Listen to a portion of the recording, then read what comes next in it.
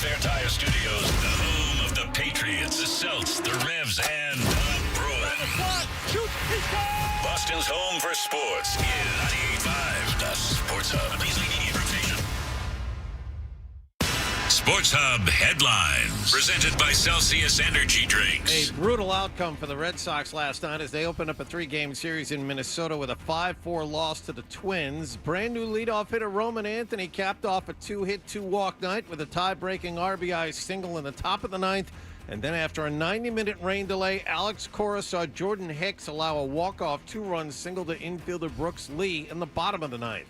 Waited sick, Choppy's down. It was him right there, and not easy to do. So, we just turn the page, and we got to be ready for tomorrow. Alex Bregman hit a 3-run homer for the Sox in the loss. They'll face the Twins again tonight. Richard Fitz allowed 2 runs in 4 innings last night. He's expected to be sent back to AAA Worcester this morning. In other baseball news, Hall of Famer and Chicago Cubs legend Ryne Sandberg died yesterday at the age of 65 after fighting cancer for the better part of 2 years. As for the Patriots, they have their first significant injury of training camp to deal with. All-pro cornerback Christian Gonzalez left early and did not return from yesterday's practice after suffering an apparent left leg injury. The team will be back out on the field again this morning with the first preseason game coming up a week from Friday. And 4 people were killed and another seriously hurt in a shooting inside the building that houses the headquarters of the NFL in Manhattan. Among others that were injured were an employee of the league who was in stable condition at a local hospital. The gunman reportedly killed himself after an extended standoff with police. Sports Hub headlines are brought to you by Catches Law. At Catches, they specialize in helping those who have been injured not only from a one-time incident, but from a lifetime of hard work and labor. Does this sound like you? Visit CatchesLaw.com. I'm John Wallach on Boston's Home for Sports, 98.5 The Sports Hub. Your next update at 6:30. Boston's best sports talk. There's an app for that. Download the Sports Hub app for loads of stuff. Absolutely free. Connect with the shows, get podcasts, and more. Get it where you get your apps. Or at 985sportshub.com. Ladies and gentlemen, I need all of you to stop what you're doing and listen. Toucher. They love the show. In fact, they said, Fred, you're the best. And Hardy. Who's Taylor the originator? On 98.5. Hello. Hey there. Aloha. Bonjour. How are we doing? What? I'm an animal. Can we use this for the radio? Don't Nick with your drinking at noon on Monday. Well, I tell her the truth, I'm just booty. That problem is too large for the Sarge. You know how I feel about clowns on morning shows? And I'm just saying, hello. Toucher and Hardy. Watch Daddy and Uncle Freddie. Knocking back 25 glasses of soda. Having some fun. On 98.5 The Sports Hub. Let's go.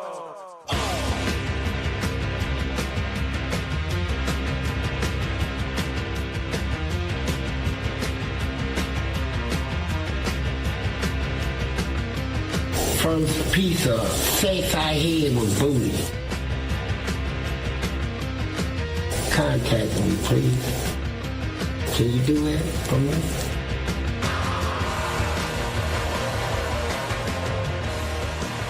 Hey, good morning, everybody. Good morning. We're Toucher and Hardy. Town Fair Tire Studios, 617-779-0985. You can watch us on YouTube. Subscribe to 98.5 The Sports Hub on YouTube. And Fred, hello. hello, guy from Machine. How are you? Fred, goodbye. Goodbye, Fred. All right. Well, I mean, we just started talking. Fred, goodbye. We just started talking. It's gone already. I know. You teased. Boom, boom. Yeah, that's right. And Scruff. I like scruff. I like Scruff, too. He's a woof. I am a woof. And I'm just saying, hello. I understand. All right. How was yesterday? What, the show? Yeah, I wasn't here. It was the best show we've ever done. Damn it. Jam-packed, packed to the gills. Couldn't have gotten more. Wow. Couldn't have wrung more out of life than the show yesterday. Absolutely wrung it out. You missed out. A lot of people are saying maybe the best show. I didn't say that. I didn't say that, but some people are. Some very smart people. Some very, very smart people are saying maybe it was the best show. The smartest. Yeah, some would say the smartest geniuses. Right. Were saying such things, but you missed out big time as you took the day off yesterday. And how much more time do you have off now this summer? Let's see. A couple of days going down to see my mom in August, and then the last week of August before Labor Day. I'll be gone then. Yeah, I am going to my parents' house the Tuesday of that week and staying for the rest of that week. I am starting to feel like I have not treated this summer correctly due to my travel plans.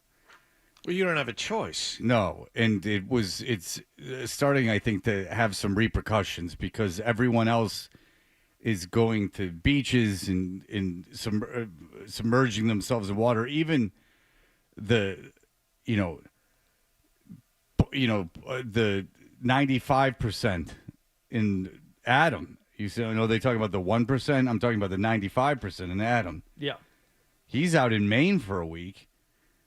I feel like I should have. I got to do something. Maybe next weekend. Not this weekend, but the following weekend. I might have to go somewhere because all I've done is gone to Alabama and Central Florida in the summer.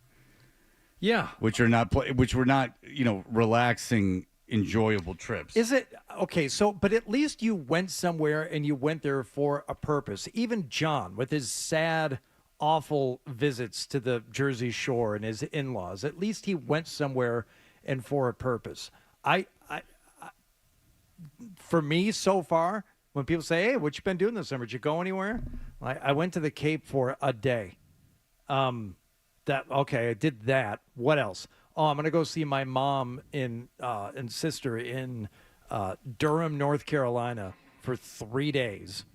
And what else? Oh, we're in this holding pattern because we still don't know when my daughter moves in for college, which is why I need to take that entire week off now because we don't find out for another week what her actual move-in day is. Why are they keeping it a secret?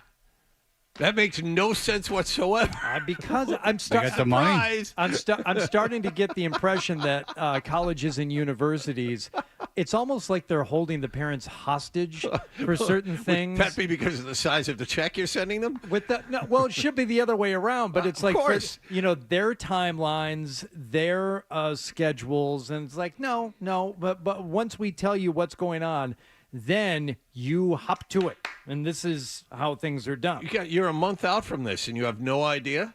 No. That's crazy. I mean, we know the week, but we don't know what day. And you have to be there on that day. You can't move in on a day other than your appointed day. Jesus. Okay. All right. Yeah. And that will be very emotional for you as you, say goodbye. Well, very emotional. I already told you about the one incident I had at the store when I saw the guy with this little girl who was holding the Calico Critters toys that my daughter used to play with. And his kid looked like my daughter did, when she was at that age. And I had like an emotional moment then. But something else tells me on like actual move-in day between the girl and her mother and trying to wrangle those two cats and trying to get all this stuff moved in, and the amount of crap that they have already accumulated and is sitting in our house now that's supposed to go into this dorm room, which I have to keep reminding her. I'm like, there's someone else living in that room with you, this 12 by 14 space, like all this stuff that you're buying. By the time I get done moving all this stuff and helping to set up as much as she wants, and then inevitably taking stuff back to the truck that won't fit in that room. Has she physically seen a freshman dorm room? Yeah. You took her in and showed her? Okay. But, John, they could, no, they designed the room online. It's I don't know. You don't know. Did she watch The Summer I Turned Pretty? No. Because Belly had a room, but it was big. I'm just telling you on The Summer I Turned Pretty. Okay. All right. Because my daughter, when she toured Rollins while we were down there, even though she's not even a freshman in high school yet, but we were right there, she saw the dorm rooms at Rollins, and we're like, oof. These are small. And I'm like, you're freshman year, you're in a crappy dorm. Yeah. Yep. So You're used to the high life. But no, to answer your question, I think by the time we get done with all that stuff, I'll be fine with driving away at high speed and not overly emotional Yeah. about that day. I think that nature has a way of the evolution of the kid, as you, not your kid in particular, but just the kids in general. I'm starting to get the vibe that like it's not going to be the worst thing in the world.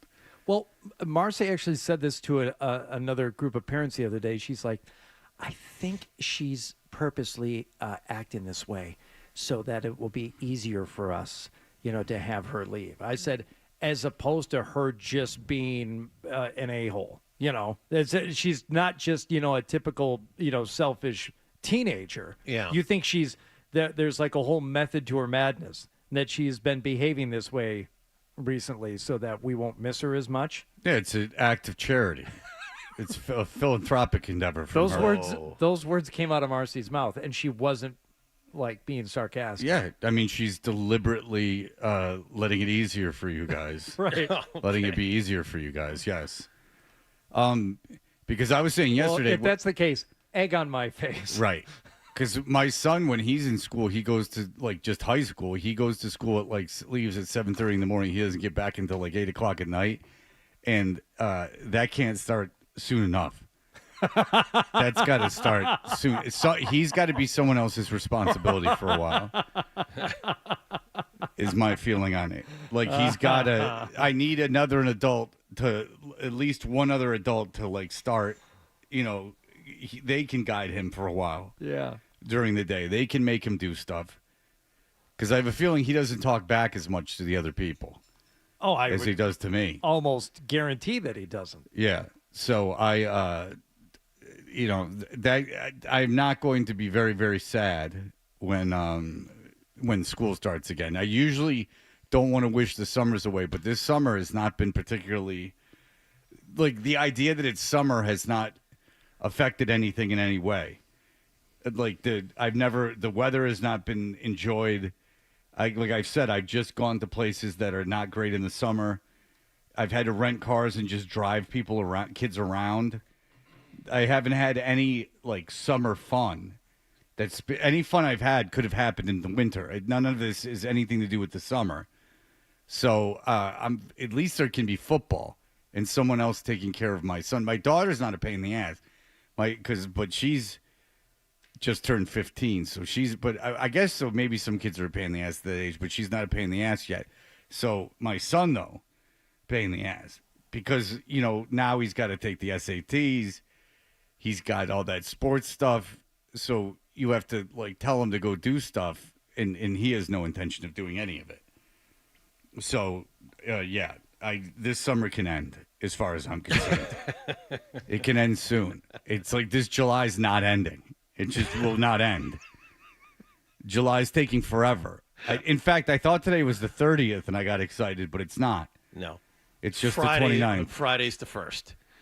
Right, and then there's a whole other month yes. of this summer. How many more trips do you have with Milo scheduled? Well, he got invited to be on some... We went to the game on Sunday, and he informed me that he got invited to be on some other team that travels, around the country, and I was like, oh. And he's like, I don't think I want to do it, though. And I was like, okay, good. Let's hope he hangs on to that. Well, yeah, and I'm like, why are they reaching out to you? But they do. And so I'm like, I don't know. But he's got a game this morning, but I think that this is pretty much it. He's got something in Chicago at the end of August for a day. I fly into O'Hare. I stay at the O'Hare. I stay at the O'Hare Airport on a Saturday night.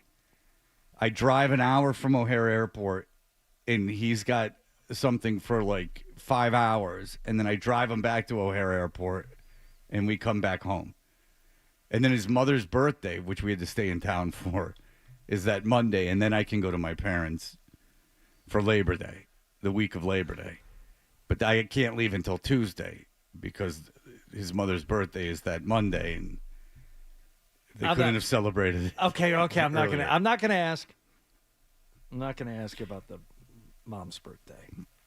I figured, she's like, oh, can they please stay for my birthday? And what are you going to say? No?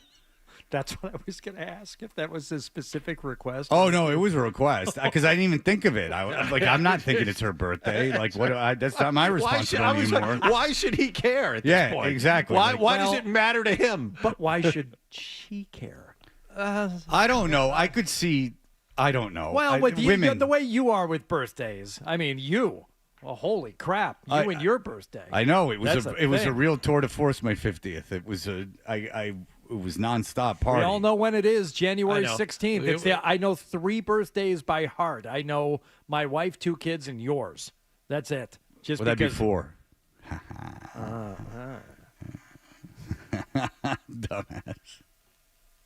No, I didn't do anything for my 50th party, for 50th birthday. In fact, my parents and you and Adam are the 3 people that gave me presents. Well, that's nice. What'd you get, Fred? That T-shirt. What'd you give him? Oh, that's right. Of Jesus, the John. Finger Man. And then Adam got me that ludicrous tiny bowl that said Fred Overnight's Oats, and it wasn't even funny. Like, it was just stupid. Oh, there it is, right in front there. Yeah, because what are you going to do? I'm going to throw it away today because it was so dumb. Right in front of the popsicle Like, sign. I don't get it why it's funny, because I was eating overnight oats, and he just thought it was funny, like a nice bowl for overnight oats. He probably got it for free for playing trombone at some craft fair. They probably made it for him, but I mean, it was really dumb. It wasn't even funny at all with his Wells Beach. So I didn't do anything for my 50th birthday. Nothing. It's kind of sad if you think about it. I didn't do anything. I went out to eat with my kids. I didn't do anything. I told you my ex-wife gave me one of her dad's Yadro clowns. Like, as a joke, which wasn't funny either. I don't understand how that was funny. It's like, you just gave me your trash. Because she tried to sell them on eBay. Mm-hmm. Along with the stuff she put on Facebook Marketplace, like my son's old bat bags from Little League. She got like $6 for that. People came by the house to look at them. I'm not sure if anyone bought them, because you understand that people come by and they peruse them. Well, yeah, you're not just going to fork over the $6. You're going to kick the tires on that thing. Yeah, and she told Milo that she had gotten rid of all the stuff inside of them because there might be stuff that she wanted. And when Milo finally looked, he was like, "You had got rid of nothing out of these. You haven't even opened them. There's still stuff in here that is of great use to me that you haven't cleared out." Okay, whoops-a-daisy. So if you would have bought them before Milo checked them, if they would have come earlier, they would have gotten themselves like some extra stuff. But she didn't take it out. A real haul. Well, more than if you're looking to buy used bat bags for $6 and you're willing to drive to someone's house to look at them, anything inside is an extra gift. You know, a pair of old batting gloves or like a bunch of old balls. That's cool. Yeah, I mean, that's profit margin. I mean, that's if you're flipping that for a lot more money. I was gonna say that's like opening up that storage unit and finding all kinds of gems in there. Yeah, absolutely. Storage wars, baby. And that was all on the level. Those storage wars things were all on the level. Yeah. Apparently, most of those storage places that you open them up, they're nice, like little S&M dungeon. Oh. Yeah, like it's a nice little. Usually, there's men that are living separate lives, and they'll fashion a storage unit as like an S&M dungeon, or like a gay paradise, and this is where they'll have their liaisons. Because when Storage Wars was out, we started talking to people that actually have gone into storage facilities or people that worked at storage places where they were emptying them out. And a lot of illicit behavior in the storage facilities, apparently. Especially the air-conditioned ones, because then it's a free-for-all. Sure. You know? Very comfortable. Oh, yeah. Oh, yeah. Yeah. Then you can have 365 days a year gay sex because they're temperature-controlled. Those are the nice ones. Yeah. Yeah. Or, you can get spanked at any type temperature. Because you don't want it to be 90 degrees when you're getting spanked. But you don't want it too cold because then it really stings. Yeah. Well, I mean, some people are into that. I mean, how much do you need to be disciplined? You need to be able to control your level of... Well, that's what the safe word's for, Hardy. And that's, That's what the safe word's for, and that's why we have to respect the safe word, because as soon as that goes out the window, too many syllables. Because if you just say Albuquerque, it doesn't count. What's your safe word? What's my safe word? Trombone? No, it's Wallach. Because if I refer to him by his own name, he knows I'm serious. It's like when you call your kids by their full name. Right. You know? Right. All right. That could become confusing, though, if you and Wallach are actually engaged in Well, some that's I activity. never Yes. call him. I call him bitch and stuff like that. So like if I say John Wallach, he knows that That's it's okay. time to get in line. It's an attention getter. Yeah, exactly. He's like, I know I'm in trouble now. All right. Well, look, a lot's going on. People are being cut, and the reason they're being cut from NFL teams is very funny. We have Mattie Seagull, of course, so I'll get used to seeing management around 8:30 this morning in an unprecedented show of force. I'm expecting food. I'm expecting a big spread. This should be fun. Yeah. It's gonna hopefully. What if they brought in breakfast for him? That would be so fun. Just for him. Oh yeah, I don't doubt it. I could see that happening. I could. Now that I think about it, I almost guarantee you that's going to happen. Just for him and not for us. That'd be great. Well, no, they'll have extra food. Oh, right. But I mean, it's. All right, wait till Maddie's done, then you guys can go in I'll there. tell you what. Yeah, when I worked for the Mitch Album Show, and they'd be like, "Wait until the guests eat," and you're like, "Why?" They'll put it in the conference room, and Maddie will sit in there for about a half an hour. Okay, guys, your turn. And we're giving away a car. We gave you some ideas on how we were doing that, but then Hardy and this woman they're the main cogs in this wheel, and the woman is going to be coming in. Well, Hello, woman. Hello, woman. What are you doing, woman? Do your little thing, woman. Let's give away this car. Now make with the car and skedaddle. Make with the truck. Yeah. Let's go. Honk, honk, with room. So, yeah, I mean, from 8:40. Don't want to miss the final hour of the show. This should be fun. Oh, no, that will be fine. We're giving away a car, which listen, reminds me of, 15 years ago when we gave things away. Yeah, right on. So I don't have any problem giving away the car. You know who's in the demo and out of the demo, though? Roger, our production director, asked me when I was cutting spots for this. He said, "Who's Everyday McGee? Do you know who this is?" I'm like, "Jesus, Roger. Maggie. How do you get McGee out of that?" Well, that's not so much in the demo as out of the demo is literate and not illiterate. Like, I have no idea who Everyday Maggie is, but I could say Everyday Maggie if I saw the letters in front of me, arranged in the order that they are. I would know it's Everyday Maggie and not McGee. Maggie. Maggy. I wish I saved the voicemail. Oh. Everyday McGee. Yeah, that's not a demo. That's not. Listen, I don't follow many influencers, I'll check. I might actually have it. or comedic Instagram accounts, but I can still say Everyday Maggie when given the information. And never once did I mispronounce Maggie, and I'm an idiot. All right, we'll be back in just a moment with everything that happened last night. Stay tuned for more Touch.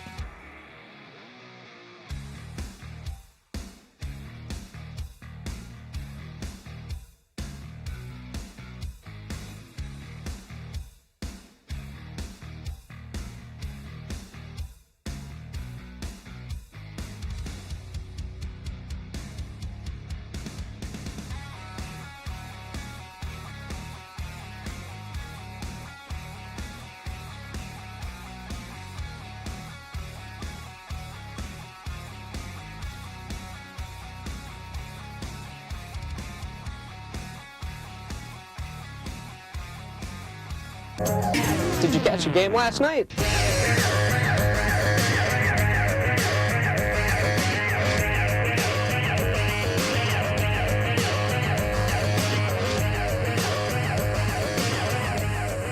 Hey, we're Toucher and Hardy. What happened last night is brought to you by Leonard Hair Transplant Associates, where your hair doesn't have to be a game of what happened, so change your lettuce and change your life with Dr. Matthew Lepresti at 1-800-GET-HAIR.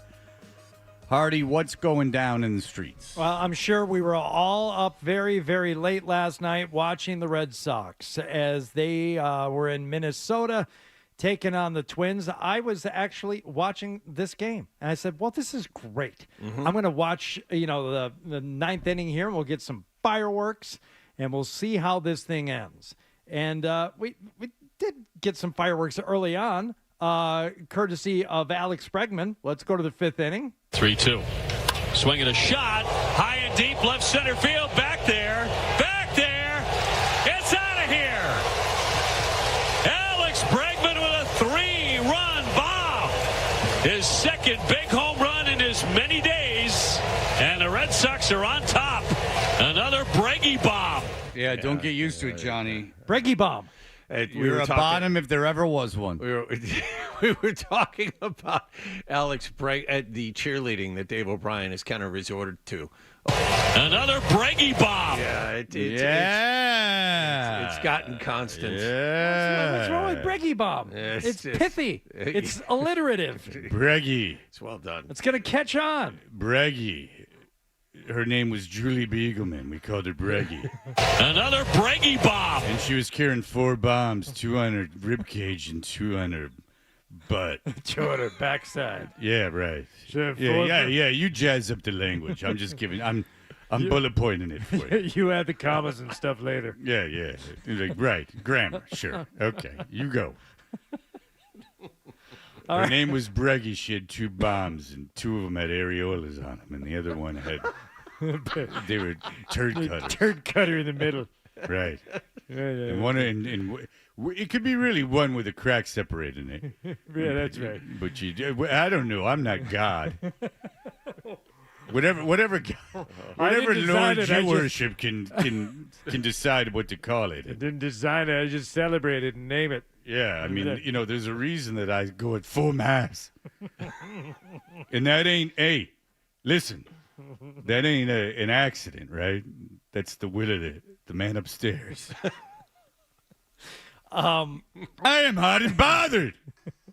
Twins would come back to tie it. Yeah, the Twins. It's 3. That's another, you know what? Funny. That's another name for the Breggy bombs up top. I call them the Twins. Yeah, I'm surprised that there wasn't the PC police didn't come in and change this one, too. Twins would tie it up, so it's 3-3. I don't even know what to call this Indian dame anymore. And now are you a guardian or what? I don't know what to call you anymore. All right. Continue. Pocahontas. How about Pocahontas? Hold on, I'm riffing. Let me get... No. You leave. My historical porn needs to be accurate. So it's... I'm like the Gore Vidal porn. Top 9. Sox have a runner on base. Roman Anthony, what do you got? Nobody out. The 3-2. Swing and a base hit into right center. That brings in Hamilton. Roman Anthony with an RBI single, and the Red Sox are on top again. 4-3 in the ninth. Kid's a real deal, Obi. All right, great. There's rain coming in. All you got to do is hold on and get 3 outs in the bottom of the ninth. Johnny, what? We were told for the balance of the evening, Dave O'Brien would not let this go. There are thunderstorms coming. Gusty winds. We got to get this game in. Thunderstorms coming. And sure enough, all the rain arrived after the top of the ninth inning. And it was a 90-minute rain delay between the top of the ninth and the bottom of the ninth. And then... the bases somehow get loaded up. I guess that's what happens when you hit a couple of batters. And I think there was 1 out, but it was not looking good. Bases full, 1 out. 2 strikes on Lee. Poked into left field. That's going to drop down. 1 run is in. 2 runs Patriots will score, and Minnesota will walk it off here tonight. Brooks Lee with a 2-run single in the bottom of the ninth, and they win it 5-4.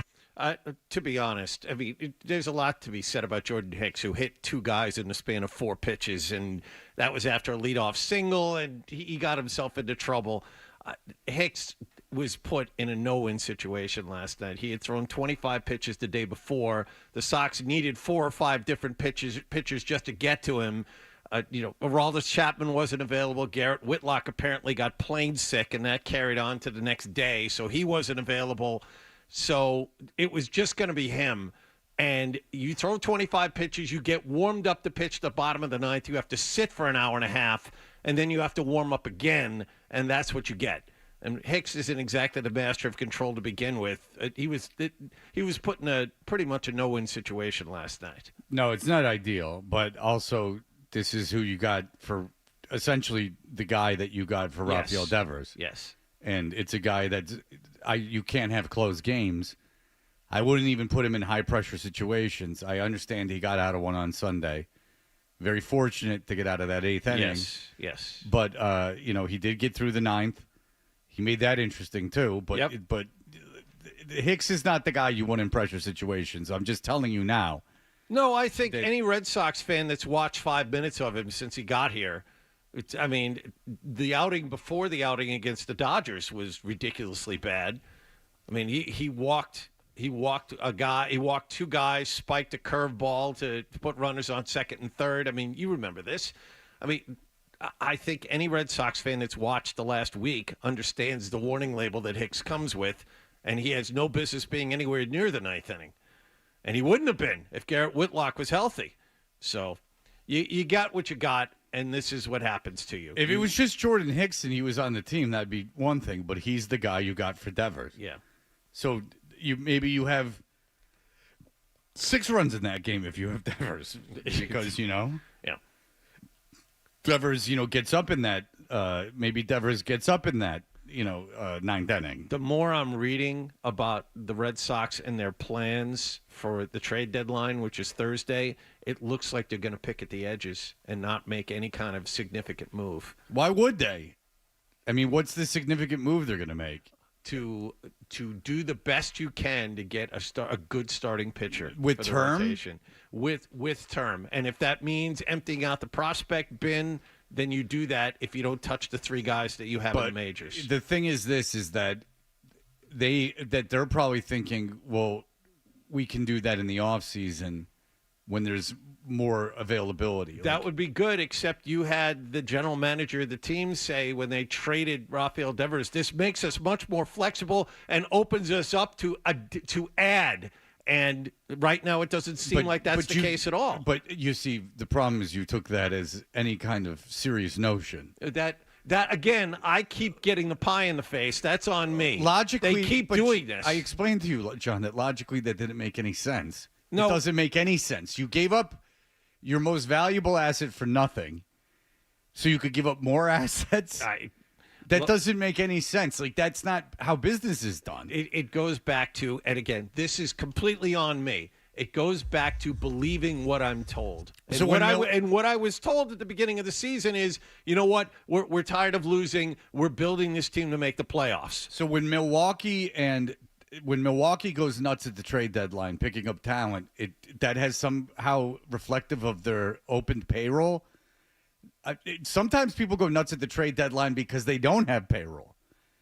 It's you understand that. Yes. Is that if I'm Milwaukee, I go, oh, Jesus Christ, we're winning. This isn't going to last. The window's open, a crack. This happens once every 5 or 6 years. CC Sabathia just went into the Hall of Fame. I mean, follow his trajectory. I mean, he went, he was getting dealt at trade deadlines to smaller market teams. Went to Milwaukee and pitched every 3 days for about 2 months to get them into the playoffs. Exactly. Yes. So, like, that's kind of I would make the argument that trade deadline deals a lot of times are, guys with no term that small market teams pick up because this is their little window. Yeah, I know. Where they can go nuts. It has nothing to do with, like if the Red Sox we didn't do anything at the trade deadline because we don't have any payroll flexibility, that's nonsense because you're only picking up a guy for a month That logic was insulting.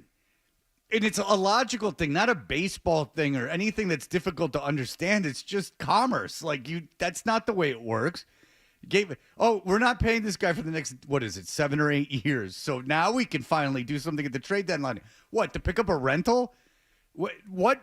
I want to know what team with guys with term are dealing right now. Because even if I'm the guy, there's a chance the Pirates might deal a pitcher with term, but I don't even know if he's good. Small market teams with guys on reasonable deals don't deal them. Yeah, because those are the guys they have to keep. Yeah, they're talking about dealing their closer Bednar, who's been more bad than good over the last few years. And there's a starter, and I can look it up if you really care. But it's not Skeens, obviously, but there's a starter that's been pretty good, but Sure. it's debatable how good he is, and he's on a reasonable deal. But if they got rid of him, they're just get rid of him because they don't care. I would prefer, and suppose it's a rental. I would prefer that the Red Sox do something. Oh, I'm sure they will. Show that they are trying to win. Yes. That would be nice. That Right. would be different, and that would be welcome. Just a show of goodwill for the fans that have kept getting stepped on for believing in what this franchise has done the last 4 years. If I was a Red Sox fan, and I'm not, if I was a Red Sox fan, there's nothing they could do at the trade deadline that would make up for what they did this season. Agree. All right. That in a larger picture is true. That's absolutely true.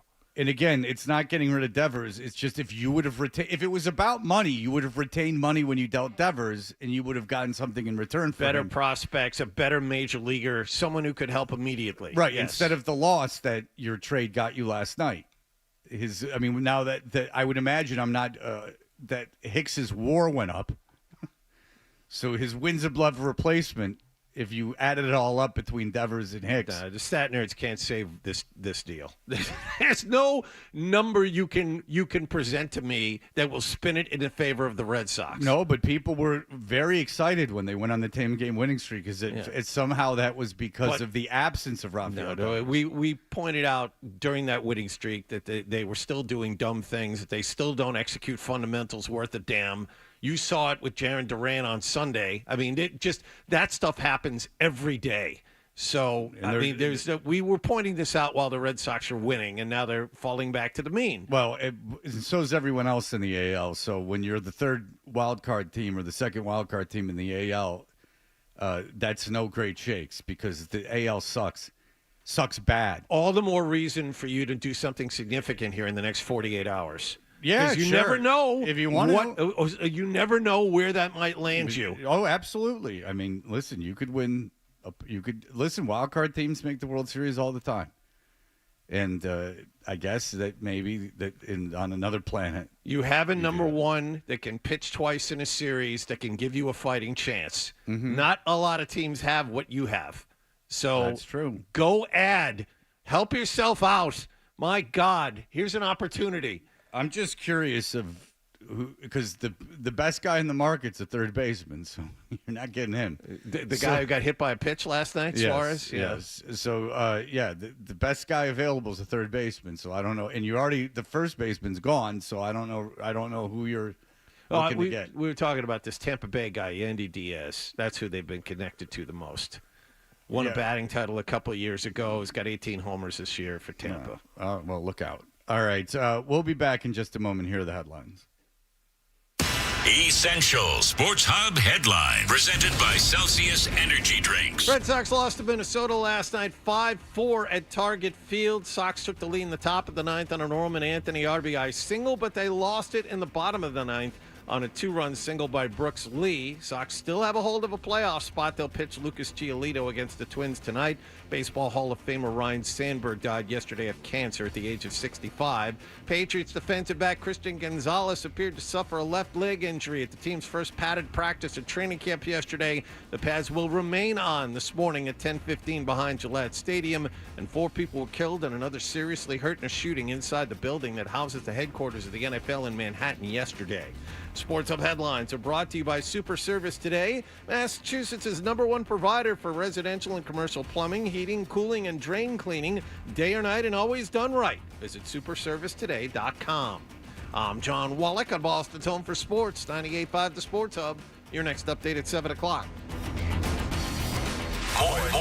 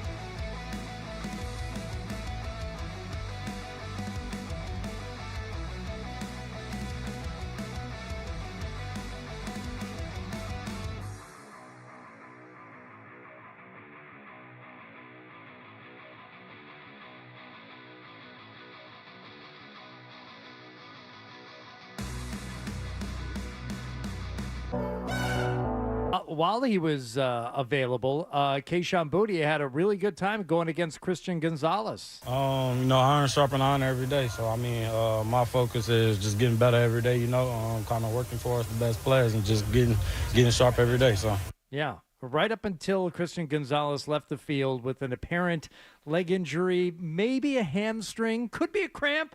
It's very hot out there, John. It just could be cramping. Could be, but the visual was not good for Patriots fans who, feel good about the rise of the success of the team, seeing the team's best defensive player limp off. Not good.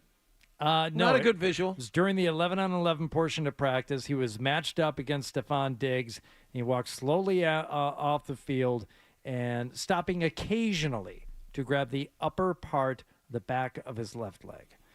So it's amazing how often these guys are getting hurt. Not Patriots specifically, but just players in general during these preseason workouts. Basketball players play 82 games a year, cutting and everything else and jumping and landing on each other. And, the idea, I understand during a football season with contact and, getting hit over and over again, getting hurt.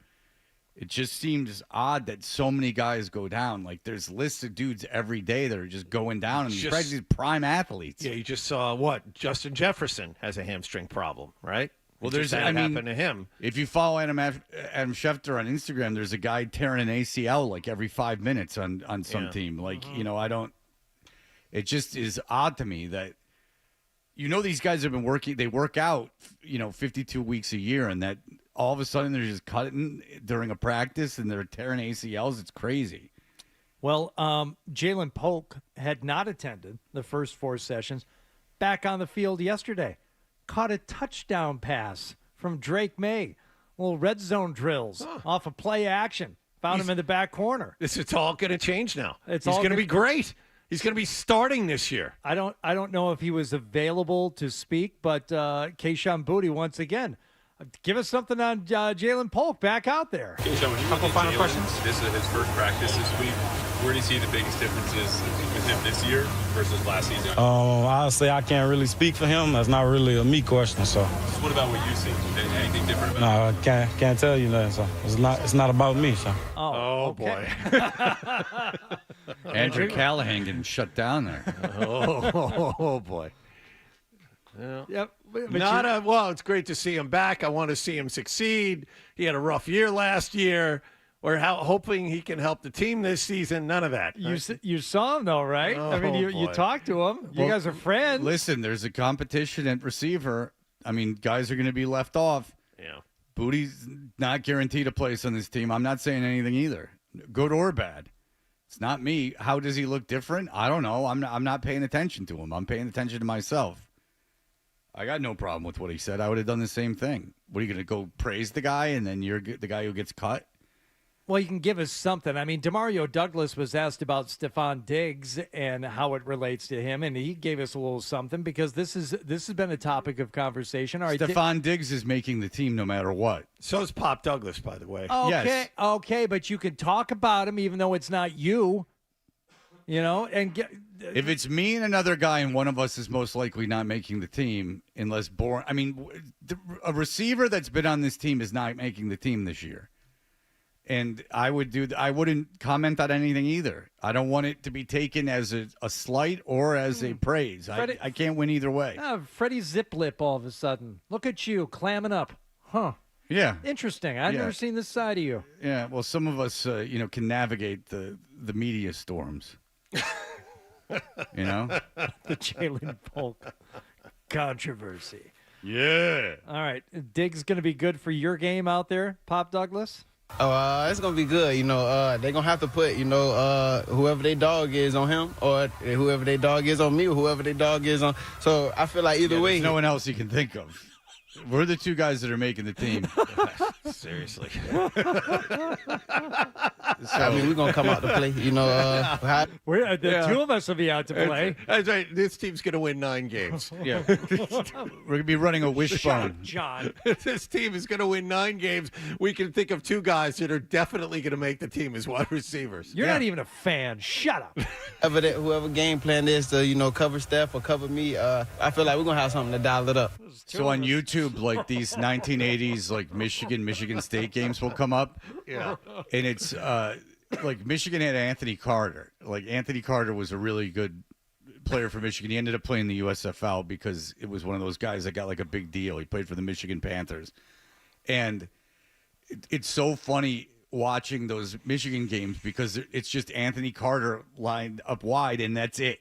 And then it's like a wishbone, like everything else in maybe that's what the Patriots will do this year. They'll just. I thought you were going to say in contrast to Michigan State, who all they had was Mill the Thrill Coleman, who was a quarterback, and Harrison. Mill the Thrill Coleman was an undersized quarterback at Harrison, and then he was an undersized receiver at Michigan State. He had a fine career at Michigan State. Yeah. How dare you? Now he's the coach at Harrison.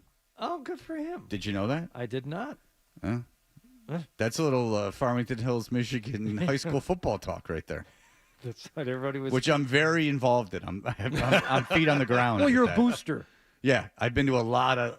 I went to a lot of games my senior year. A lot of football games, and that being none. Finally, Hunter Henry on Josh McDaniels. Good. Heather Hunter, Ebony Goddess, Double H, very rare. No. She was au naturel, Heather Hunter. Josh, just from experience and then seeing him now again, just his level of knowledge and how he can just help us learn and take the step forward and, have something go wrong on the field and be able to fix it and how we can get better from it. He's a tremendous teacher. It's fun to kind of go in the meeting room and learn because you learn something new with him every single day. And then that's the same with Vrabel so far. What about Van Pelt?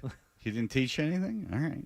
Learning can be fun. It absolutely can. All right, we'll be back in just a moment. There's news in the NFL involving Tootsies and head kisses and lots of money being saved. We'll be back in just a moment.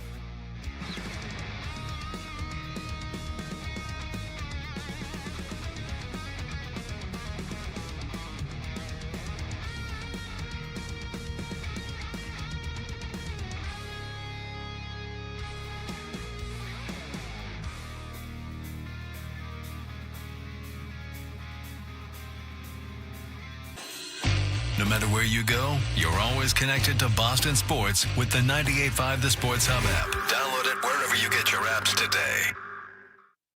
He's elongating. Weekday mornings. Here goes Hardy. Dutcher and Hardy. I no longer love things. Let's go. Let's ride. 98.5. Like, let's roll the dice. Sports Hub. Is the one.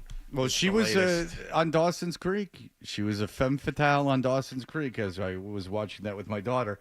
But the reason that's being played is Christian Wilkins, who was due to make $35.2 million in guaranteed money, was cut by the Raiders, and he was released with the designation of terminated vested veteran. Wilkins will go to the Players Association to file a grievance, but I guess he wasn't rehabbing his toe properly. The Raiders were very frustrated with him, but that doesn't mean you can get rid of a guy with a guaranteed contract. So how do you do it? Adam Schefter was on the tremendous Pat McAfee show, and here's what he said. This is the second. This is not as interesting as the next thing we're going to play, but this is from, by the way, I just like how Schefter talks. It's the most unnatural speaking voice of all time. By the way, he's also about 5'2", disturbingly short. Which is weird because he wears like suits and everything and slicks his hair back, and then when you see him at the Super Bowl, you're like, he's 3 apples high. He's like a little guy dressing up like his dad. You put on your dad's suit. You pretend to be a businessman today. I'm just a widow guy. Yeah. Because you got a Gordon Gekko thing happening, but it's like it's very difficult. You're more like a Cy Newhouse situation. Anybody? Anybody? Cy Newhouse? No. Yeah, Condé Nast publications. No. Little guy. All right, here we go. What happens here? What happens here with Christian Wilkins? Again, from speaking to people inside the locker room, I think what everybody's dancing around and tiptoeing around is the fact that when you speak to people there inside the locker room, they say that Christian... What is this way he talks? They say, if you talk to people around there, they, like, reporter voice, I am reporting... playfully went to kiss a teammate on top of his head, and those same people said that player took offense to it. So that's what everybody's been dancing around and tap dancing around, an incident in the locker room where he allegedly playfully kissed a teammate on top of his head. That teammate felt offended by it. And that's what a lot of this talk and speculation that people have just been floating around out there is about. Okay, so he kissed a teammate on the forehead in a playful manner. Teammate said, nope, not doing that, and went to H&R and reported this entire thing, basically, is what happened? H&R. I heard that too. Human and resources. He went to H&R, and then he went to H&M and picked up some things as well. How stupid is McAfee? He's an idiot. He's a real idiot. That's why it's so disturbing, is that he's, like, not cool. It's like a Gronk thing. Dave and Matthews. And a dumbass. He's a dumbass who's not cool. It's not, like, subversive in any way. It's, like, the most obvious, nonsense. The sleeveless T-shirt and the gold chains are cool. That part is cool. Yeah. You could drop McAfee into, like, a lot of situations where he's the odd man out. There's a lot of situations, like, when you go, this guy is speaking to the youth, I'd like to think that you could drop him into like with Mobb Deep. You could drop him into with like on the Lower East Side, Manhattan. These are two different worlds. The Lower East Side of Manhattan, maybe 20 years ago, and the guy was like a chameleon. He could kind of be cool in any situation, like RKK, Robert Kraft. You put him with Meek Mill, he can hang. You put him with billionaires, he can hang.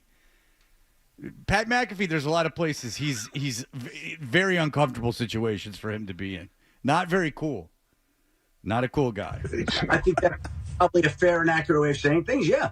So, yeah, but that tells me a lot of things, quickly. That tells me a lot of things. No, he's going to break it down in his brain. So, if that happens in the locker room and then they go and report it, that means the locker room probably didn't with them, right? Feels like? Yeah, this would classify as weird. Yeah, I would think kissing off. Well, teammate bald. If he's bald, that's not. What if he won a euchre game with the guy? Though You never know. They're playing. Maybe they're playing Boo Ray, and the guy hit double the party. He goes, "Thank you," and kissed him on the forehead. Maybe it was that guy's. Any smooching in locker. He didn't try to kiss Deuce's head, did he? It wasn't Deuce. If he's a $100 million player, I'm assuming it was like Max Crosby. He's not kissing some practice squad player and then getting in that much trouble for it. So there's the analysis that followed the revelation by Adam Schefter. Euchre. Yeah, maybe he had the left and right power. And he's like, mwah. Guy with a shaved head, but Max Crosby, bread. Kissing a rookie. He's like Tim Allen from the first year of Home Improvement. So cool. And now I'm kind of just thinking about like where can Pat McAfee go? That's like, okay, I'm comfortable here. I'm not going to stand out like a sore thumb. I think maybe like a Hard Rock in Tampa. Yeah, Like he's like he a could- Hollywood. He's like a Hollywood, that casino in Hollywood, Florida. Like Yeah. he's Tampa. He's like a Tampa guy. Yeah. But the thing is he's like not. I can breathe in here. Yeah, there's like no subversiveness or anything kind of cool about him. He's just a big stupid idiot that is lame. That's my problem with Pat McAfee, is that there's nothing like I don't get about it. I'll be the first to admit when I don't get something. And Pat McAfee, I get he's an idiot. And he's not funny. Like none of it's good. It's all bad. Everything about it's bad. But anyway, so that's prison stuff. You kiss a guy in the head, and I imagine that there wasn't an HR thing. I imagine it was more like you can't. It's like leaving a honey bun on someone's bunk in prison. H&R. Sure, H&R. When you leave a honey bun, this is advice for people. If you go to jail and you find a honey bun on your bunk, what you do is you immediately throw it on the ground and stomp on it. Donche told me about this. You take it off your bunk and you stomp on it, because if you eat the honey bun, it means that you're sweet, and that the guy they know you're sweet. So you're supposed to not only not eat the honey bun, but really rip it up in an act of defiance. Like your commissary went for naught. I had that same explanation that I gave to somebody yesterday on the golf course, because somebody had left an apple sitting on the seat of the golf cart. There's a little snack bag. I said, "Don't eat that apple." I said, "Why not?" I said, "Because that's a honey bun situation. I was trying to give you the apple. You Also, do not eat that apple. You'll lose a rib." All right, so this is that's good that he kissed a guy in the head, but what if there was more to it that was funnier? And that is where this report comes in. Turns out Christian Wilkins was released because he was being an absolute weirdo in the Raiders locker room. All right, already slender. Turns out Christian Wilkins was released because he was being an absolute weirdo in the Raiders locker room. Now, this is all alleged, but let's unpack. Shall we? So we all heard that Christian Wilkins was released because he didn't take his rehab seriously. But it turns out that there was an incident with a teammate that led to his release. And when a teammate was asked about this, it said he said, it was weird, like a very weird incident. Now, the story floating around the internet is that Wilkins was allegedly tickling a man's toes repeatedly. Come here, you. And would not stop, although he was asked 3 times. Now, again, all of this is alleged, but I would be shocked if another team gives this man a shot in 2025. Yeah, you said it right. In 2025, now you can't get a shot just because you played with some toes. Please. Crush me, mommy. Crush me with those perfect feet. I don't see you moving them. I'm tickling them, and you're just, you got a dead leg? You can't move your toes? Do you like your feet being rubbed, licked, or tickled? Whoa. Jeez, Jay Stu. Wow. You're coming from a position of power. Thank you for asking. My goodness. Very beautiful feet. and pretty good toes. I love them. Enjoy your weekend. Pretty good toes. Hey, guys, guess what? I'm holding something not attached.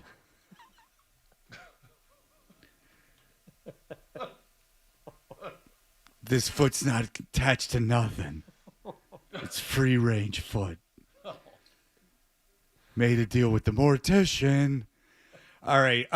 So I have a feeling that this is a bit of a smear campaign on Mr. Wilkins because they don't want to pay the $35.2 million. I don't know why kissing someone on the head.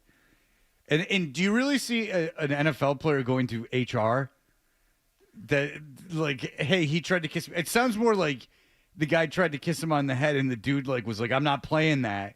And there was like a scuffle where they had to be separated. I don't think it was like that the guy went behind the scenes and went to HR and said, this guy tried to kiss me on the head. Now, the feet thing is just a misunderstanding from what I've gleaned in my own head. You know, maybe they were playing euchre and the guy was bald and you said, dooba dabba dooba. That's my analysis of the situation. Do players like even have an HR person to go to? I mean, you go to your position coach. You would go to like a veteran on the team. HR? Are they introduced to somebody from HR like day one of training camp? That doesn't sound like a thing. And it also sounds like if HR in a locker room full of Zolax could be you're ripe for things going wrong. If there's like a strict HR situation in a pro football locker room, I mean, it sounds like that's something that would be being broken constantly. There's constantly like technically, like you can do stuff in a professional locker room. I don't know, like a handful of pain pills, like out of a fishbowl or something that I don't think that you have in most office places. That would be my understanding of it. That seems like a very slippery slope if HR is getting involved with every time toes are tickled. I mean, look at Aaron Hernandez, the things he was saying in there. Terrible. Yeah. You know? But all these things are just like taken care of in the moment by other players. Right. And you mentioned Zoe earlier. Zoe, as the story of, when he used to go in and draw his pictures of people. He would draw his caricatures. And it was, I don't know, week 1, 2 maybe for him when Andre Tippett saw what he was doing. And Tippett said, don't draw any effing pictures of me. And he's like, okay, there we go. We have remedied the situation before it was even a problem. And he never did. Smart man. There you go. Yeah. So Tippett walked across the locker room just to tell him, I don't want, if you're even thinking of drawing pictures of me. I believe, or passed him in the locker room and just nipped it in the bud. Was it a stealing his soul situation that once you're drawn, a caricature of drawn, is that your soul no longer belongs to you?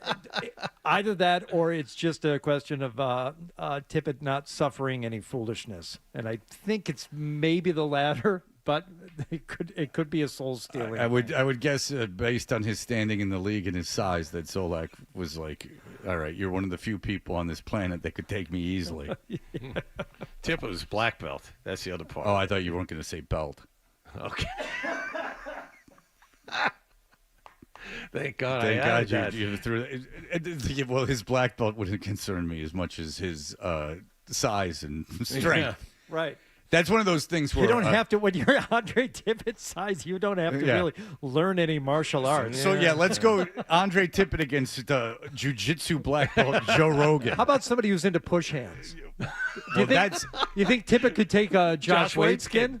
Yeah. Not if he mind melded with him. But so Joe Rogan's jiu-jitsu kid, didn't play sports in high school, so he did jiu-jitsu. And he's got 75 black belts, and he's very alpha. And he's also about 5'3". So he's 5'3", like a $190. Yeah. Solid muscle, though. Mm-hmm. Now, Joe Rogan kills me. But Joe Rogan goes up to an untrained Andre Tippett, no martial art training at all, and goes yee! And gets him in a hold. And Tippett just starts wailing away at his head. Yeah. I'm going to get, he's like, I'm going to break your arm. And Tippett's like, fine, break my arm. But in the process of breaking my arm, I'm going to, cave your face in.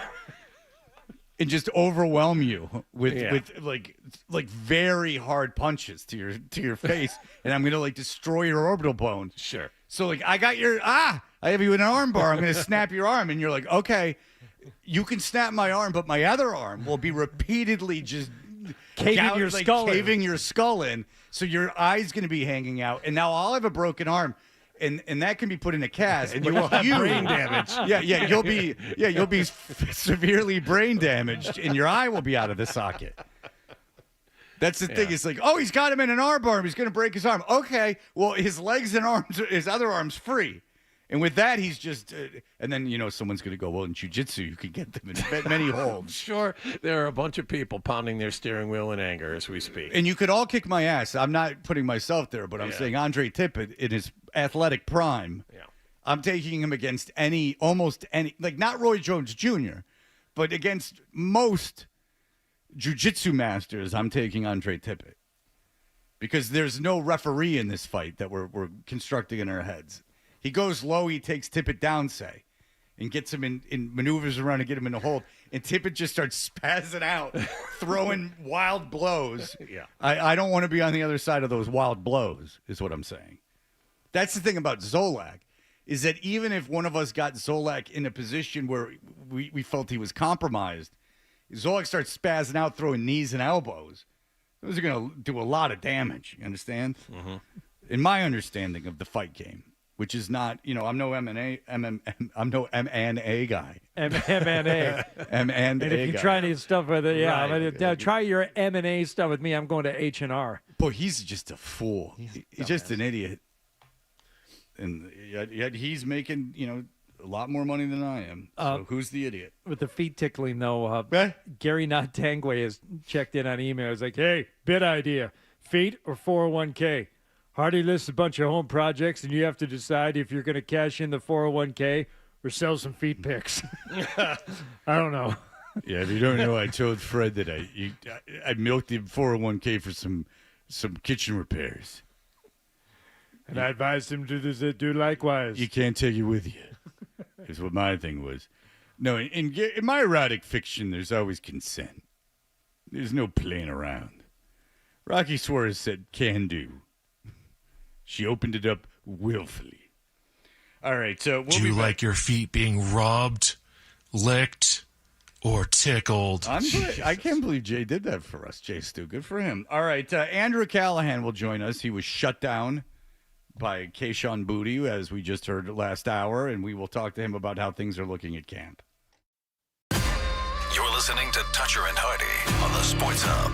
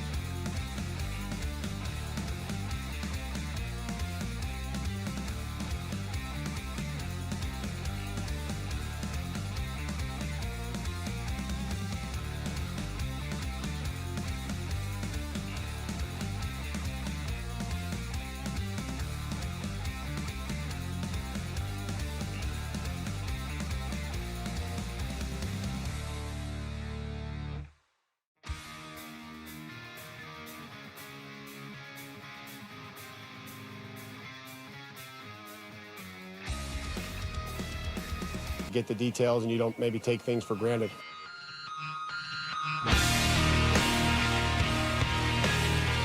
We are Toucher and Hardy. Andrew Callahan, of course, from the Boston Herald, will start his weekly appearances with us, I guess September starts, but he was kind enough to join us this morning as he's been at camp every day. Andrew Callahan, hello, sir. Good morning, fellas. Missed you all. I know, it's been too long. So, yes, we heard you yesterday. You asked Keyshawn Booty about Jalen Pulk. He said, he said, it's not me, which I thought was smart on his behalf. What do you think Jalen Pulk's, how did he look to you since you asked the question to Keyshawn Booty? Pulk was fine. I mean, it's his first day of practice, so they're going to have him on a pitch count. They rotated more than 8 receivers with the first-team offense yesterday. He was one of them. Drake May only dropped back to pass 6 times. But Jalen Pulk caught arguably his best pass of the day, which was a touchdown in the tight red zone as the last attempt. So the fact that he was out there getting a real shot to compete with the guys who for now we think are going to beat him out for a roster spot and produce is a really good sign. Okay. Do you think he'll make the team? Right now, I don't think that's a good bet because I think you have some other players. Like, you got 4 that I think right now you could consider locks. Diggs, Booty, Pop Douglas, Kyle Williams, and then Matt Collins, who we haven't seen, is on PUP, but was a free agent, great locker room guy, and plays special teams, unlike most of the guys that I just mentioned. So that's 5. I think Polkman has to beat out Bourne or Efton Chisholm or, any other receivers they've got there in the mix. So the odds right now just say no. And what is that? How big an indictment is that on the drafting of the New England Patriots from the old? Yeah, I mean, right now, the one Elliott Wolf-led draft, where he's definitely making the final call and leading all of the scouting, does not look good. Now, granted, when you hit on the quarterback, you hit on your first-round pick. This is akin to an NBA draft where you nail a lottery pick and then you blow a bunch of second-round picks. Like, you get the star, you had an effective draft. That said, I mean, like Caden Wallace is playing a new position. That was their 3rd-round pick. Javon Baker had as many catches as the left tackle did last year. He was the 4th-round pick. Polk has been a bust so far. So, yeah, it's not looking good. Dan Orlovsky yesterday had, I don't know if you heard it, Andrew, but it was a groundbreaking statement. He said that if all 3 of New England's first 3 picks hit, they'll be better than expected. Whoa. So, I mean, that is saying something. And, you take a lineman 4th overall, you would assume that he's going to help. You would take a running back in the top of the 2nd round, you would assume that he's going to help. But it brings us to the Kyle Williams situation. Are you as wild about Kyle Williams as other people seem to be?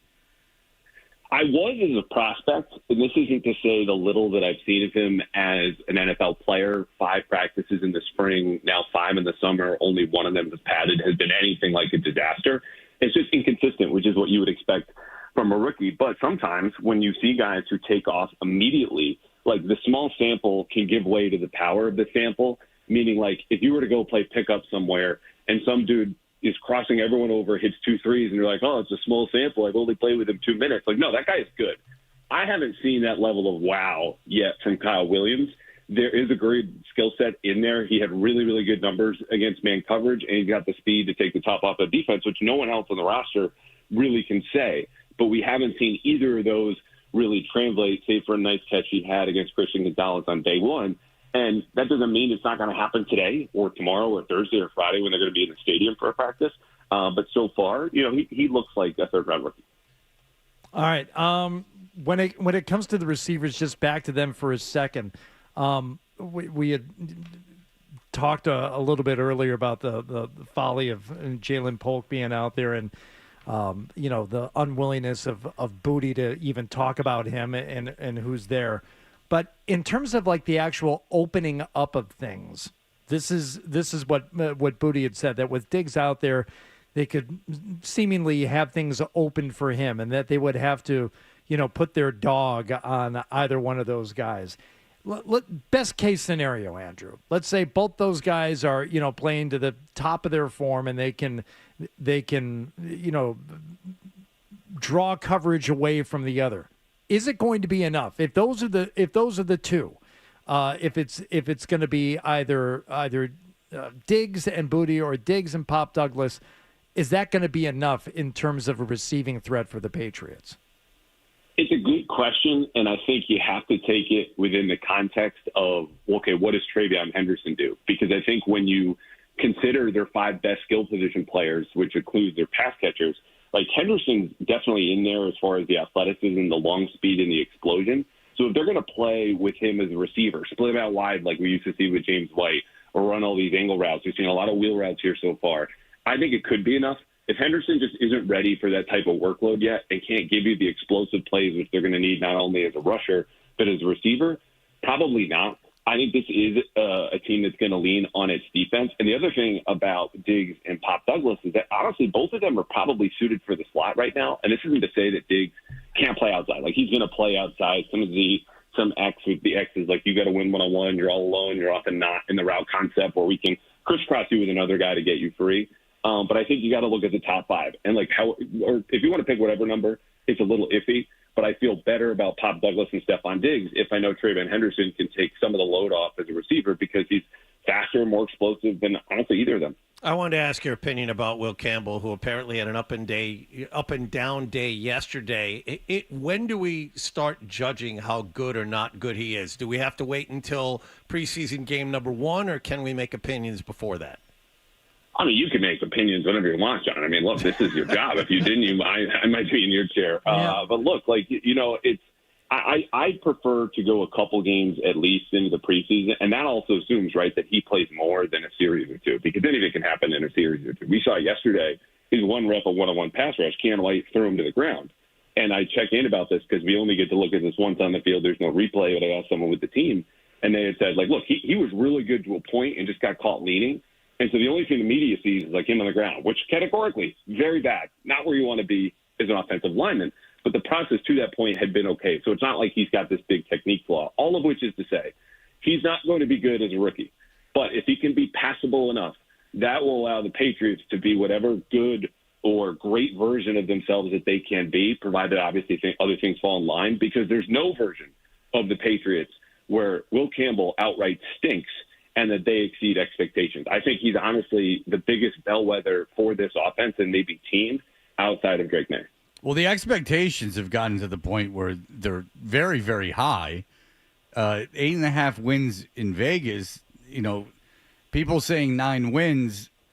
This seems very robust to me. I've been asking everyone the same question. Where do you stand on that? So I think 8.5 is right on the nose. I will say, fellas, do you remember when I was on in January and we talked about like the Commanders led the league? No. Because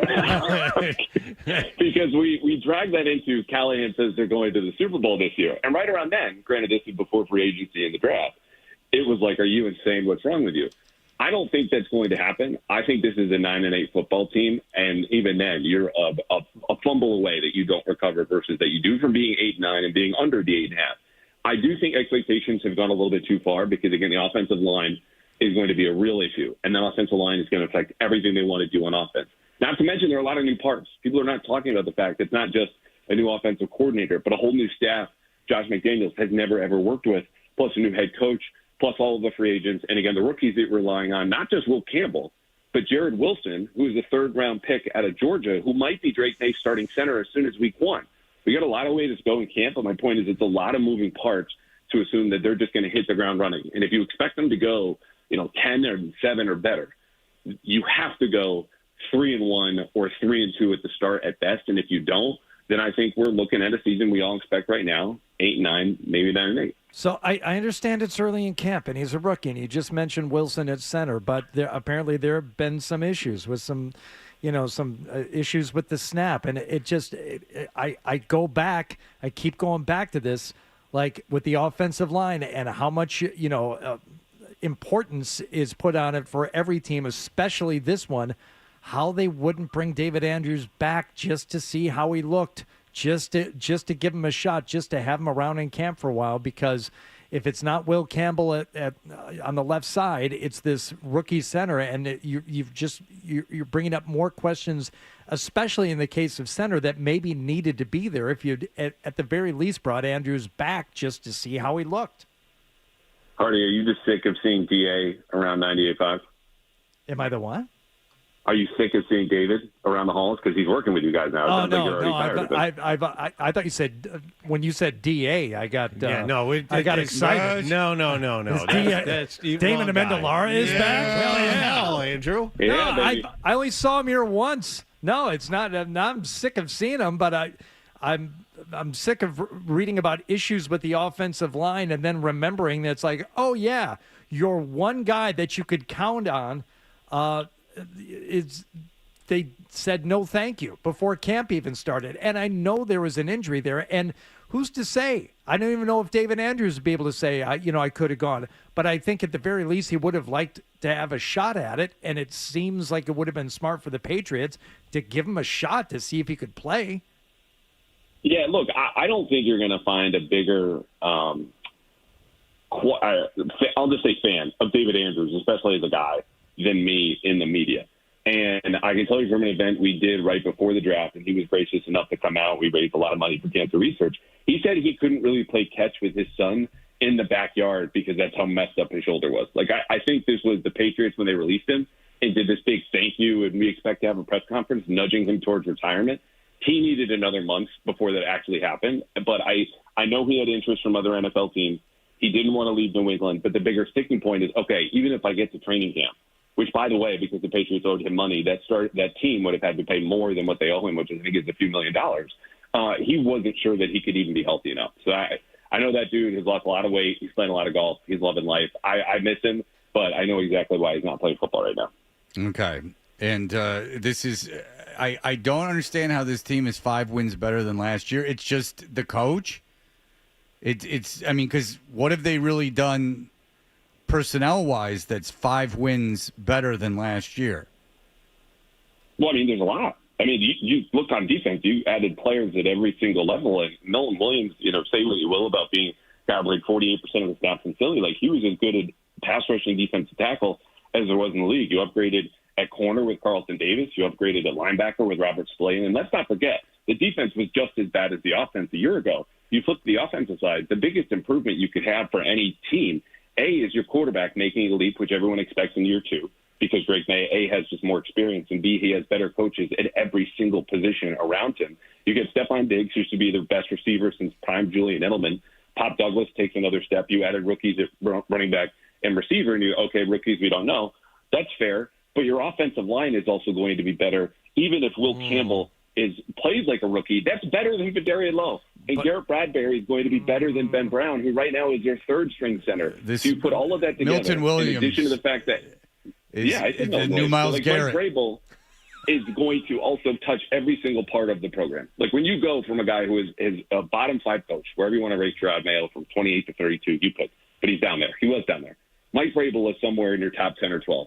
That type of leap, in concert with a much, much easier schedule, and maybe this is the strongest point to you, the most persuasive one, it is a leap of, 2 to 3 wins. Then you add in the talent and the competency. That's how you get from 4.5 to 8.5 in terms of over-under. A lot being put on Robert Spillane and Carlton Davis III. To me, it's more the offensive line and massive questions at center and left guard and who's going to be the second wide receiver. And it's great Stephon Diggs is taking part, but you know what? I think you would agree, Andrew. We're really not sure what to expect from a guy coming off a major knee injury. We have to break, but I will tell you that this city has obviously not been trampled down enough. It needs to be more trampling down of the fan base. We need another 4-win season to really drive the point home. Well, I don't know, or maybe another decade of mediocrity or worse to get people's expectations at a reasonable level. All right, listen. More suffering, Fred. How did you feel, by the way, when Justin Fields sounded like he had torn his ACL, MCL, and everything? Or he had the foot injury, got carted off. I thought that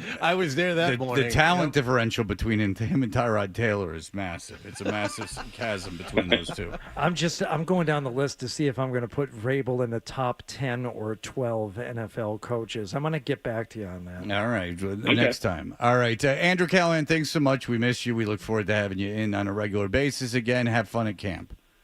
Thanks, guys. Can't wait. All right, appreciate it. There you go. We'll be right back. Here are the headlines. Essential Sports Hub headline presented by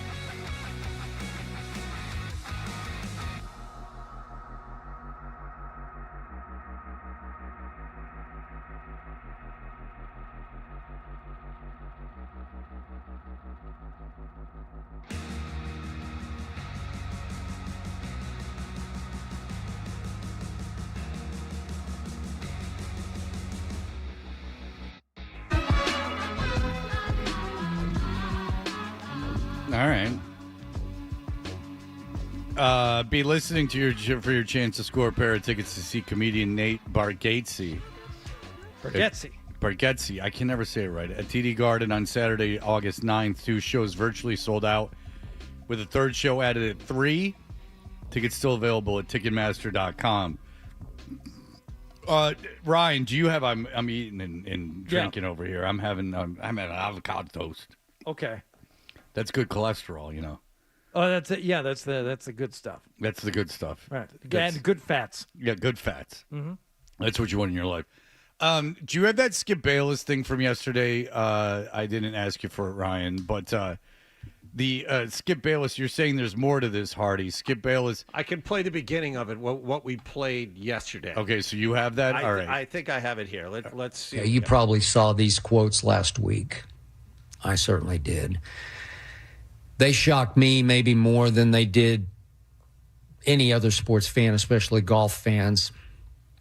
These quotes shook me up the most because I do believe in God. And he went on to say, Scotty Scheffler, that's what God has later called you to do, not to focus on your wife and infant son before you're 30. Golf is too hard. The line is just too fine between dominating and missing cuts. So his idea of a higher power or a godly force in the universe is that if you're good at golf, to eschew family responsibilities, to go all in on golf. And Hardy, you said there was more to what he said. Well, 2 years ago, or maybe even 3 years ago, he had talked about not having kids. And he Which said... is societal, is, by the way, been brutal for society. I mean, how he is not procreated. That's why we're in the mess we are in now. Right. This was as recent as, let's see, 2024. If you have a kid, you have to be there for your kid. But I chose to dedicate my life to this. As silly as it might seem to some people, I am all about this to a fault, and I barely have enough time for my wife. Right, who has had sex with numerous celebrities, according to your... She's fine with that, by the way. Yeah, she couldn't get it out of her mouth fast enough about how she banged a bunch of guys that she had posters on her wall as a kid. So, and I gotta see, by looking at her, I can see why. I mean, I just watched the Billy Joel documentary with the Christy Brinkley thing, and it's like Christy Brinkley and Bayless's wife. Those are the two femme fatales of the 1980s. And so I get, like, you didn't want to have kids because you wanted to focus on your career, and that's probably even almost admirable that you were like, I don't want to have kids because I want to be like a big time sports writer and sports commentator. That's fine. But what's almost, because of it's just the clip that we have that it took me so hard yesterday, Hardy, to understand, is that he's saying that because he believes in a higher power, he believes in a God, that the Scheffler saying that he doesn't really care that much about the tournaments, he cares more about his family, is almost an affront to God, because everyone knows that God has said, look, this is important to me. I felt called by God to be the very best truth-telling commentator and writer I could be, the very best. Yeah, he was called by God because, and that is a man who has great perspective on life, too, and the history of mankind. That in an in-depth knowledge of history, which, by the way, he showed when he saw the horror movie Sinners and then realized the plight of the black man in the United States. That's what it took for him. However, I could maximize my talent that God gave me. I'm going to do it. To do so, I sacrificed having children because I saw that properly and correctly raising children would be a huge time-draining distraction from maximizing my talents from God. Yeah, so the idea is that he was put on this earth to debate sports. Yes, of course. So before this was, so is God the evolution of God's wishes? Like, what was there before there was this amount of sports coverage? Well, God wasn't finished, obviously. I mean, it was this whole planet and this whole universe was a work in progress until he created Skip Bayless. And how is society benefited from Skip Bayless? How has he moved us forward as a society? If this is indeed a higher powers plan, The multitasking of eating and watching TV. In a no, restaurant. but so say Skip Bayless has never existed. Okay. That in the divine plan of God, Skip Bayless, and now I know there's a butterfly effect that some of us can't even put our fingers on. Yeah.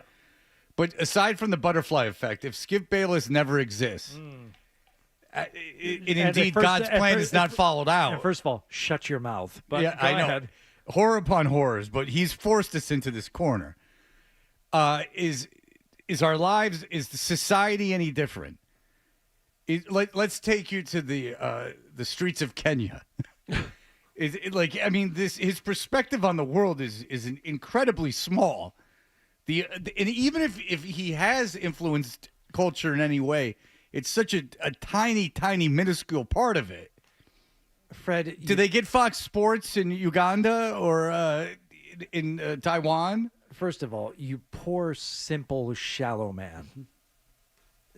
Who are you to question God's plan? Number one. Number two. I'm not questioning. I'm questioning his part of society. Why did he make mosquitoes? Why did God make tornadoes? It's all part of this thing. Yeah. And one serves the other. Sometimes in horrifying ways that you cannot understand. You're not meant to understand. Yet, perhaps the reason for our existence is to ask why about our existence. But that doesn't bring us any closer to understanding. Where did calling Troy Aikman gay come up into God's plan? That forwarded the dialogue of outing people that aren't really gay. Because it's Adam and Eve and not Adam and Steve. Don't make me quote verse to you. But that's it. That's right there. That's like in chapter 2. But it says it's not Adam and Steve. Yep. But it has come out that Troy Aikman's indeed not gay, that these are false allegations. That was furthering. Did God come to him and inform him that Troy Aikman was gay? Give him a little switcheroo to see how he handled it? A little goose in the gander? Yeah. He was being taught a lesson that day. Did he put his ear to the heavens and hear that yes, Aikman was gay? Yes, in a Job-like moment. He was tested in that. At what point was he to lie about his high school basketball stats in some kind of ill-advised attempt to come off as an athlete? Perhaps in a way to get more people to follow the word, he needed to convince them that he had a little more credibility than originally thought. That might be the most narcissistic thing I've ever heard in my entire life. Because I can understand focusing on your career, because I would not have been there for my kids, and it would be irresponsible for me to have kids because I wanted to focus on the career, and this is the decision I made. That is a reasonable, mature way of looking at things. But to go, this would be against the will of God, for I am been blessed with the ability, with the hot take. It does sound a little bit better, and like you said, like almost admirable to say, you know what? I didn't have kids because I know I'd be a crappy father. Right. I'm too self-absorbed in doing this job and wanting to be a famous sports talk guy that I wouldn't be there, and that would suck for the kids. So I just decided not to. I mean, he did an hour-long debate show. I mean, you can't juggle that hour But instead, in the mass preparation. Instead, you take it in a slightly different. You veer off that course a little bit and say with talent on loan from God. Exactly. Okay. Now, what does he do that he doesn't have a job now? What's God's plan? I guess. Well, he's doing a podcast. Yeah. Right. Dummy. With his wife. Bludgeoned from the and couch. battered by white guilt. That's right. He saw sinners and he went, you know what? These black people, not a great run. I've fought with all my might against racial injustice. All his of might. his might. That's I know. right. He was right there. He marched the with front Dr. lines. King. Yep. He was right there on the front lines. All right. Well, good. He's insane. I trampled out the vintage where the grapes of wrath are stored. He might be insane. He really might actually be insane. All right. Caller number 10 to the contest line, 617-931-0985. You'll win a pair of tickets to see comedian Nate Bargatze. Ah! At TD Garden on August 9th. Sorry. 2 shows virtually sold out with a third show added at 3 p.m. Tickets still available at Ticketmaster.com. We have a game to play next. Hang on for that. Touch your end.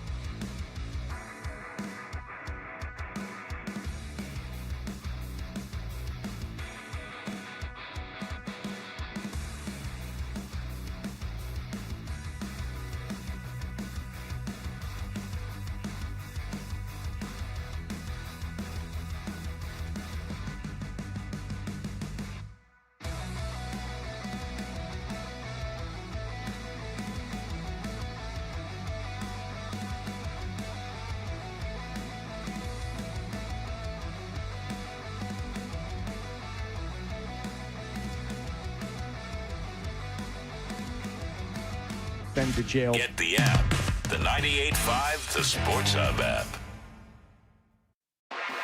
Half toucher. Dressed like a gorilla. Half Hardy. A big, beautiful ball of flame. And a whole lot of Boston sports. And I have had many offers to become an insider. The Sports Hub.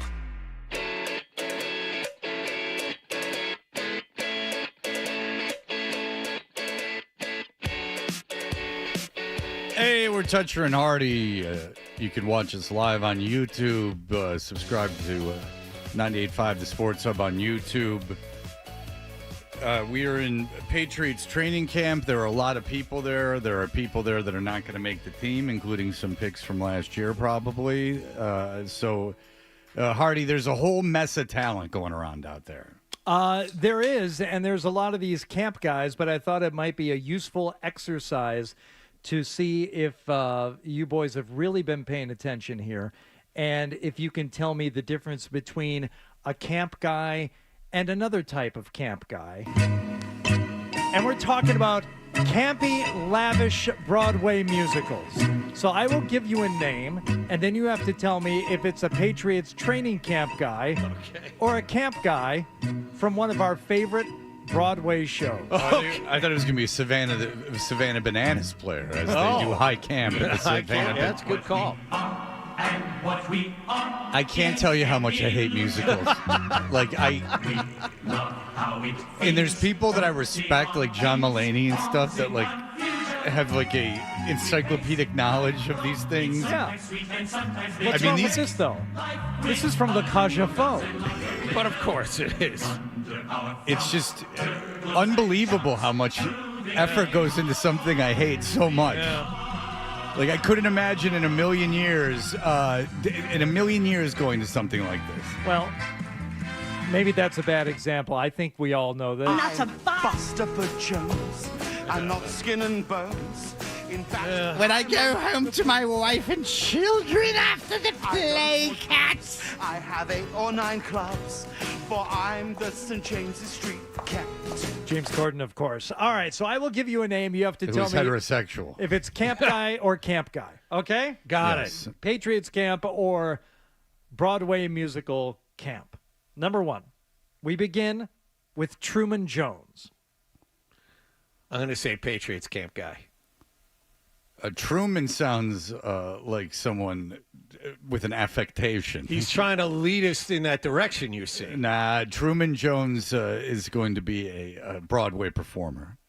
Fred, you are wrong. I am so sorry. Truman Jones is wearing number 54, defensive end, out there for that doesn't Patriots sound like fans. a number for someone that's very confident making the defensive line. Yeah. They've retired 99 due to Mark Gastineau. Right. How about this? Jonathan Adams. Well, he was a hell of a president twice. Oh, yeah. John Adams, just for the sake of gameplay theory, I am going to go with musical. Oh, musical. I say musical. Very good. And don't act like you guys don't know that Jonathan Adams was Dr. Everett V. Scott in... From the day she was born. And V is not for vagina. Rocky Horror Picture Show. Rocky Horror Picture Show is something I support because obviously it's something for kids that are into it to do on the weekends. And it seems to have, been a very positive influence in people's lives. But if it will be on TV like back in the day, and I'm like, no, under no circumstances do I have anything to do with You this. see Tim Curry pop up on that screen, you're like, I'm not watching this. I'm not watching this. You know who? That's the most important piece of art in their lives is Fat Mike for No Effects. Like he is Rocky Horror Picture Show. Rocky Horror Picture Show. Like From the day she was born. It's just like lame rock. Like it's just all meatloaf's in it. Like everything sucks. Now was Rocky Horror a stage production before it was a movie? Sure. I do support it being played at the theaters because it's obviously. Listen, I know feel- perks of being a wallflower. They go and that's their community. That's the community of the kids at the school. And good for you, Fred, for understanding the crossover between stage and screen. Some of these were films first. Others were musicals first. And others are just football players trying to make a team, as could be the case with one Cam Riley. Oh. Cam Riley's a football player. Cam's a very common football saying name. Patriots training camp on that one. I'm doing the same. Very good. You boys are really nailing this. So far. Cam Riley is wearing number 42.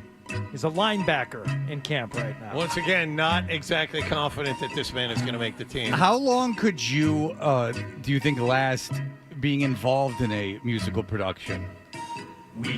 Like that, that like false enthusiasm, that like unabridged enthusiasm, non-checked enthusiasm that like it's got to be on all the time. Right, like that is a big big red flag for me. I can't have any of that enthusiasm around me. There's far too much the show must go on, a spirit de corps. I need a little cynicism around my art.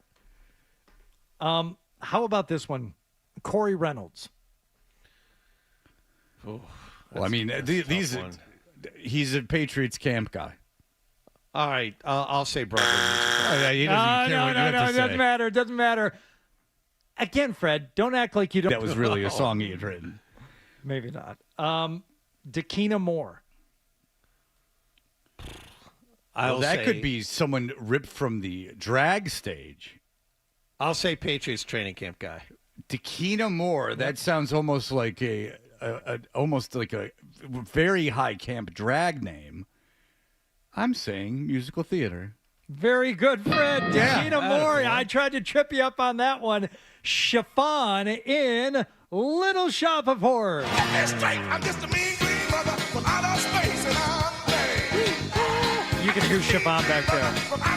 Now, this was on TV a lot, and with Rick Moranis and Steve Martin. That's right. And excruciating every single time. Thank God Adam's not here, because Adam has been in all these productions. Oh. Big musical guy. I mean, Thank you, I'm Levi bad. Stubbs, as the plant. Seymour. It's the worst. Just the worst. Musical theater is just awful. What do you want to do today? I want to see people spazzily throw up on me all day. For the next 2 hours. I want to see people try as hard as they can, unsuccessfully, to entertain. All right, Brandon Crossley. Patriots training camp guy. Well, you sound very definitive, John. Could you tell me what position this alleged Brandon Crossley plays, if you're so sure? No, I cannot. I would say defensive back. There, I'm going to guess. Holy crap. He's a corner in camp right now. How about that? Yeah. By the way, John Jim, inferred that. By the way, Jim Louth helped me with this list, because I'm like, Jim, if you don't know these guys, nobody knows these guys. He said, 7 of the 91, I really have no idea who they are. And I specified white jersey or blue jersey because sometimes 2 guys are wearing the same numbers. what we are and what we are. So Brandon is Crossley, an illusion. thank you, is in a blue jersey, and he is a cornerback. Right Okay. now. Number 37. Being in a musical has got to be like being a straight hairdresser, being a straight guy in a musical. It's like you are in a sea of non-competitive sexual mores. Sure. Like if you are like ugly and you're a hairdresser who dresses well, I'm guessing you're getting laid a lot more than someone at your income level and looks. Like you could be, just because of your proximity to women being dolled up, I would guess, and maybe their assumption that you're gay somehow leads you into them liking you. It could, because they find that you're not going to be a romantic partner of theirs, and then when they figure out that you're not gay, maybe they get interested in things like that. Maybe musical theater is something that the straight man should be more interested in. I think so. Just for dating potential. Now, I don't know if this man is interested in musical theater or in football. His name is Jack Gilford. Is he currently in the Patriots training camp, or is he in a campy Broadway musical? Did he play softball as an understudy in one of the dorkiest Seinfelds of all time, when they have the softball team, the improv softball team? And Bette Midler gets plowed over by George. But has anyone looked like they've played less baseball than George Costanza in that episode? Than Jason Alexander in that little jersey? And they're playing against the Broadway team. That's right. That, of course, is a Broadway actor. John? Yes, it is a Broadway. Yeah. Cat in a Hot Tin Roof. You boys know your shows. Jack Gilford as Air Schultz in... Wah, wah. Got a face that could stop a clock. Womp, womp. Here's a joke. How do you do? Here's a naughty joke.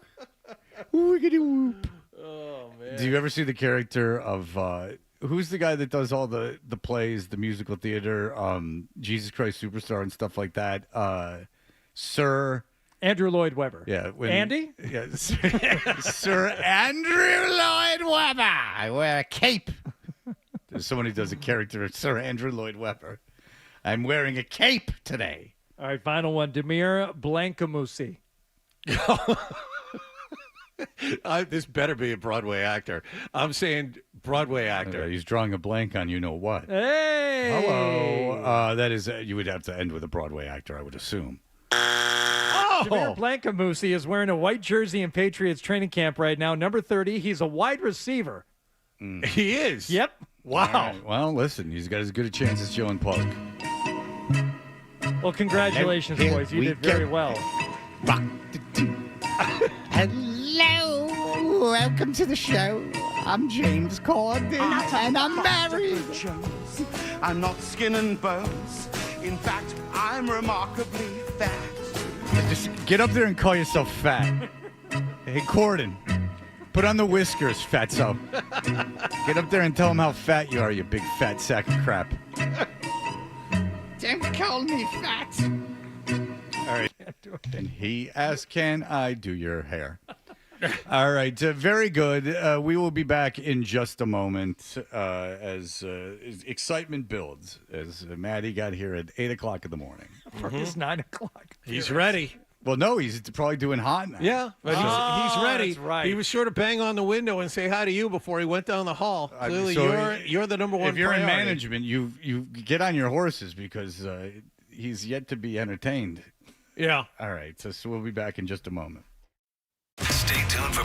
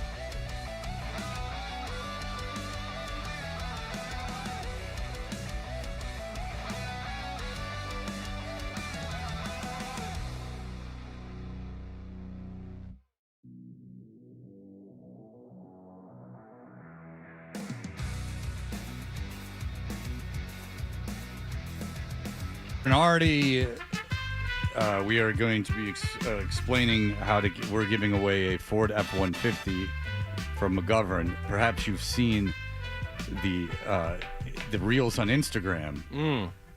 The natural, it's the new Burns and Allen. Yes, I've seen the commercial. Yes. Yeah, it's in the North End. And it's everyday an Instagram personality, everyday Maggie, and our own Hardy, and they're like an old bickering couple. Burns and Allen. I prefer to think of it as more of like Will Rogers and Dale Evans type of vibe. But yeah, way to go way back. Well, nice current reference. I don't know. I'm not this hipster with you with the Burns and Allen. I don't know who they are. Are they TikTokers? No, George Burns and Gracie Allen.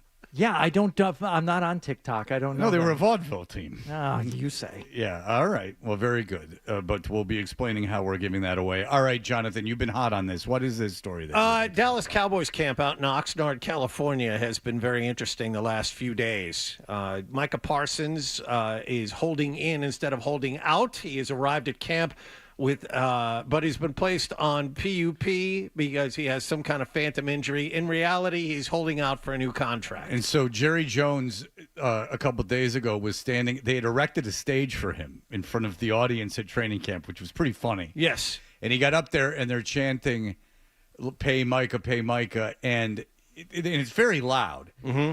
But then afterwards, he says he claims to have not heard it. It wasn't very loud. It was much louder when they were chanting last year. You know, some people say it was the loudest last year. Pay CD, right? So very smart people are saying it was the loudest last year. Right. Some of the smartest, to be honest with you. So then his son, Stephen Jones, the CEO, is spoken to, and Stephen Jones said, having Micah here is great, but he has to want to be paid. He has to want to be paid. He was not pressed on exactly what that meant. I would think that means honor the final year of his contract, go out there and perform. Stephen A. Smith, when presented with this topic, felt differently. All right. Stephen A. Smith, by the way, a Cowboys fan, which is a bit of a character flaw, him being from New York City. And you can be a fan of any team you want, I think, except for the Cowboys. That's like growing up in California and being a Yankees fan. Yeah. Like, you can't be just a casual Cowboys fan. You can't pick the Cowboys. You can't pick the Cowboys, and you can't pick the Yankees. I don't think, and you probably can't pick the Lakers either, I would say. Like, there's teams from every league that you can't just, if you're going to be a fan of someone from where you're not from, you can't pick the national team. Very, it's just not nice. Here we go. I respect Stephen Jones. Why? What do you know about him? Why do you respect Stephen Jones? Why does he deserve your respect? I respect Stephen Jones, but that is one of the most ignorant statements I've ever heard come out of the mouth of an executive. He has to want to get paid. What is it about Micah Parsons that you have seen that has said he doesn't want to get paid? Missed 4 games last year. Socialist. The hammer and sickle that he wears everywhere that he goes. And he's talked about moving and living off the grid. Yeah, his constant Marxist musings. Due to a high ankle sprain. Hello. Due to a high ankle sprain. The brother shows up. Played 50 of the first 51 games of his career. The brother shows up, and he's big time. He not only deserves his paper, he deserves better respect than the owner and the co-owner and COO, that is Stephen Jones. Have you ever heard of Stephen Jones in your life? Is he the guy that cleans Jerry's glasses? No, that was his daughter's son, I think. Yeah. I think that was his son-in-law. Shay? Is it Shay? No, so his daughter's husband. Daughter's husband, I'm sorry, yes. Any discussion of the Cowboys is Jerry Jones. It begins and ends there. He's running that thing, and he look, he's done fine when it comes to drafting, and he's done fine in some other personnel moves, but to think that this is anything other than Jerry's show, or he deserves any of the anyone else deserves any of the credit or blame that things when things go well or go wrong around there is silly, because I think whether it's Steven or anyone else, they're just mimicking and mirroring what Jerry wants. Yeah, I mean, he's probably a moron. So he's just there because he's followed his dad into the position. I would imagine he's not that doesn't speak of him being like the smartest guy in the world. He just kind of has stumbled in his father's wake. I don't think that would appeal to me. I think that I would want to do anything else because you still get the money. You still you still can enjoy all of the billions of dollars. You don't have to work for the team. I would think I would get out of that. Then you end up like Mark Davis with a van and that haircut. So it's a rough road.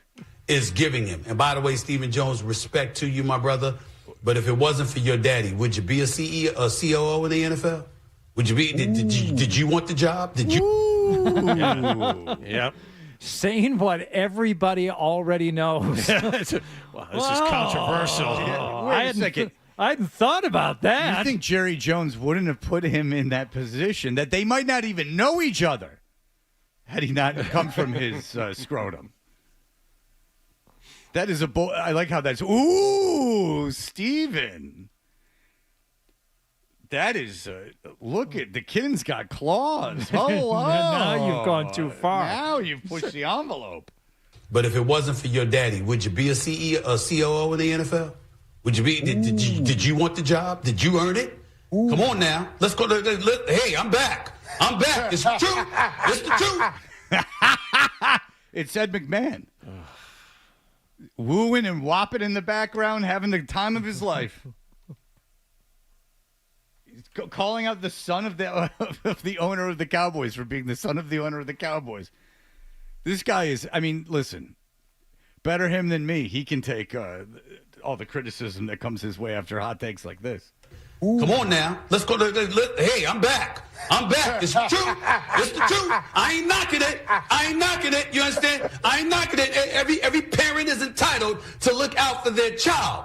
But it's important that the child recognizes you were born on third base. Don't act like you hit a triple. And that's what needs to be. Oh, my goodness. There's a very big church, like Atlanta church vibe happening right now. I can see Steve Harvey suits as far as the eye can see. Say a lot of hats. I told you how great the Atlanta Falcon games were, the 1 o'clock Sunday games, because it was like you could just see Steve Harvey's bank account going up and up and up. The double and triple breasted suits would show up. Just like 1,000 buttons, like all buttoned up. Big old like Kentucky Derby hats. Yeah. Oh, it was fantastic. It was a celebration. You were born on third base. Don't act like you hit a triple. And that's what needs to be said here. Stephen Jones don't have any right to be saying something like that to Micah Parsons. Respectfully, sir. And I respect Stephen Jones. But that was crossing the line. You got no right to say that about him. None. Why does he have to keep saying that he respects Stephen Jones? Because he's a Cowboys fan. That will limit the backlash. That will keep him with any ticket he wants. Yeah. Yeah, I don't understand why if you're criticizing someone for something they said, you have to keep saying how much you respect them. Yeah. Because you don't, because you're calling them out for things that they said. It's obvious. Respectively, you're a dickhead. Yeah. Like how do you like that? Respectively, you suck. Just because you say respectively doesn't make it that you're showing me any respect. In fact, that's like when someone warns you, like, don't take this personally, but here's something incredibly personal. You do that. You do that a lot. You do it with Nick. You say, Nick, now I respect you, and I appreciate you, but bring your fat little dumper in here and screw something else up in the studio. I don't know. You always preface it with your respectful comments first. I never objectify Nicholas's That's body. what he does. I don't do that, Nick. That's what you took out of that. I never objectify Nicholas's body. Never. He's working very hard for me this morning. Yeah, well, on a bunch of stuff that's never going to air. It might. Because there's a huge disconnect. You got 3? All right. Yeah. I'll come in a minute. Let's not force it. You don't know. It might air. I think Hardy's going to go in there, and it is going to air. What do you think about that? I just wouldn't force it. That's all. It doesn't need to be done. Daddy's got you. Don't you worry. Okay. Thank you. Because I have a feeling we could play one that Nick made if you don't listen to it first, and then everyone just is sitting in confusion for 2 minutes going, what happened? Plus, you have a guy in here who's, 75 years old. I'm throwing too much at him. He's right there. I'm telling you. Don't go nuts. Don't worry yourself. Going crazy over here. with the bits, and you got poor Nicholas running around. Simpler is better. Is that what you're saying? I'm just saying. Just a conversation. Kind of been my whole motif for the morning. Many elements. Give it easy. Yeah. Not so many elements. We're bringing too many elements into it. All right, look, we are, speaking of lots of elements, we are giving away a car. This very radio station. Now, this is Hardy's. Mm-hmm. This is Hardy's promotion. That's right. I came up with this. He's done commercials for this. He's studied the social media. He has been to the North End. Yep. And he has been filming things. This is his big pocket item. This is my baby. This is his baby. Great acting. Great acting by Hardy. He's gone the Greg Hill route. He's selling his own advertising now. He's starting to pimp his own advertising. But so anyway, we're giving away this automobile. And there is this woman, Everyday Maggie, that is helping us do that. So if you're interested in winning a vehicle, a Ford F-150, we will have all that information for you coming up in just a moment. Here are the headlines.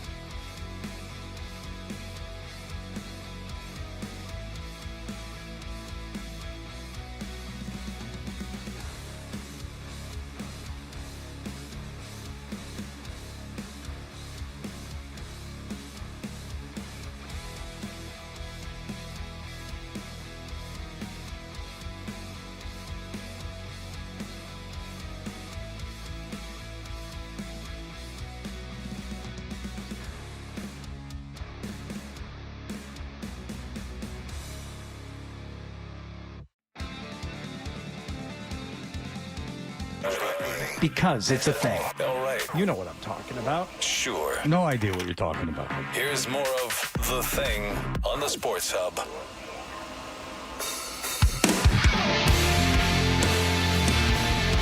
We are Toucher and Hardy, and if you follow the Instagram account 98.5 The Sports Hub, you have probably seen videos of Hardy and a woman. That's me. That's you. They are out in a Ford F-150, and they are driving around the North End. That woman is Everyday Maggie. Hey, fellas. She's an Instagram sensation, and let me just get this out of the way now. These are the ones getting paid, Jonathan. Yes, I see that. Jealous as hell. Yeah, well, listen, feel no obligation. This has got nothing to do with you, Okay. nor I. Yeah. But 98.5 The Sports Hub and McGovern Automotive Group wants to put you in the driver's seat of a brand new Ford F-150. I told you I could read this.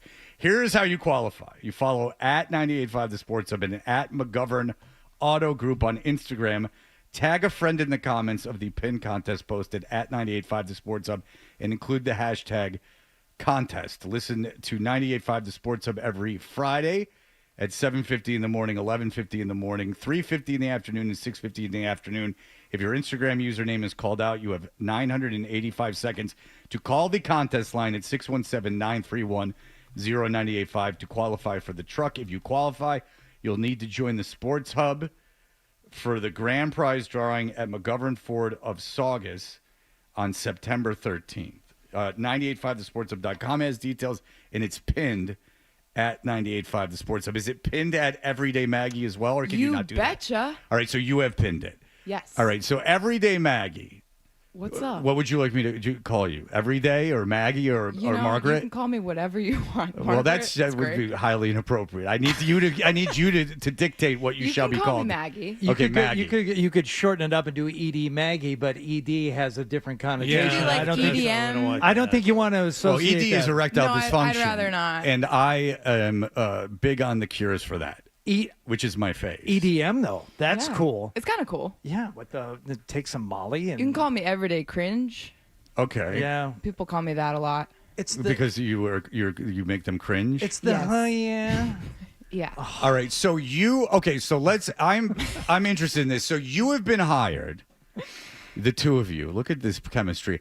So you have McGovern Auto brings you into this. They say we need the influence of Everyday Maggie. But this is not when you go on Instagram, I'm imagining this is not what you're envisioning.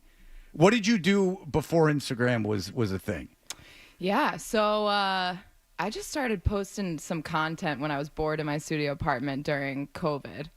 And, a lot of people yelling outside my window, a lot of fun things captured like that. And I was working full-time in marketing, corporate events, and social media, ironically, big surprise, for quite a while, and sort of juggling all of it for, I would say, about 4 years. And then a year ago, I decided to make the leap to doing this full-time, which is literally crazy that this is a job. But Okay, so you started just as like a flyer, making these videos and putting them on Instagram. But is there something in your background of being in social marketing that you think helped put this thing? Because how many followers do you have now?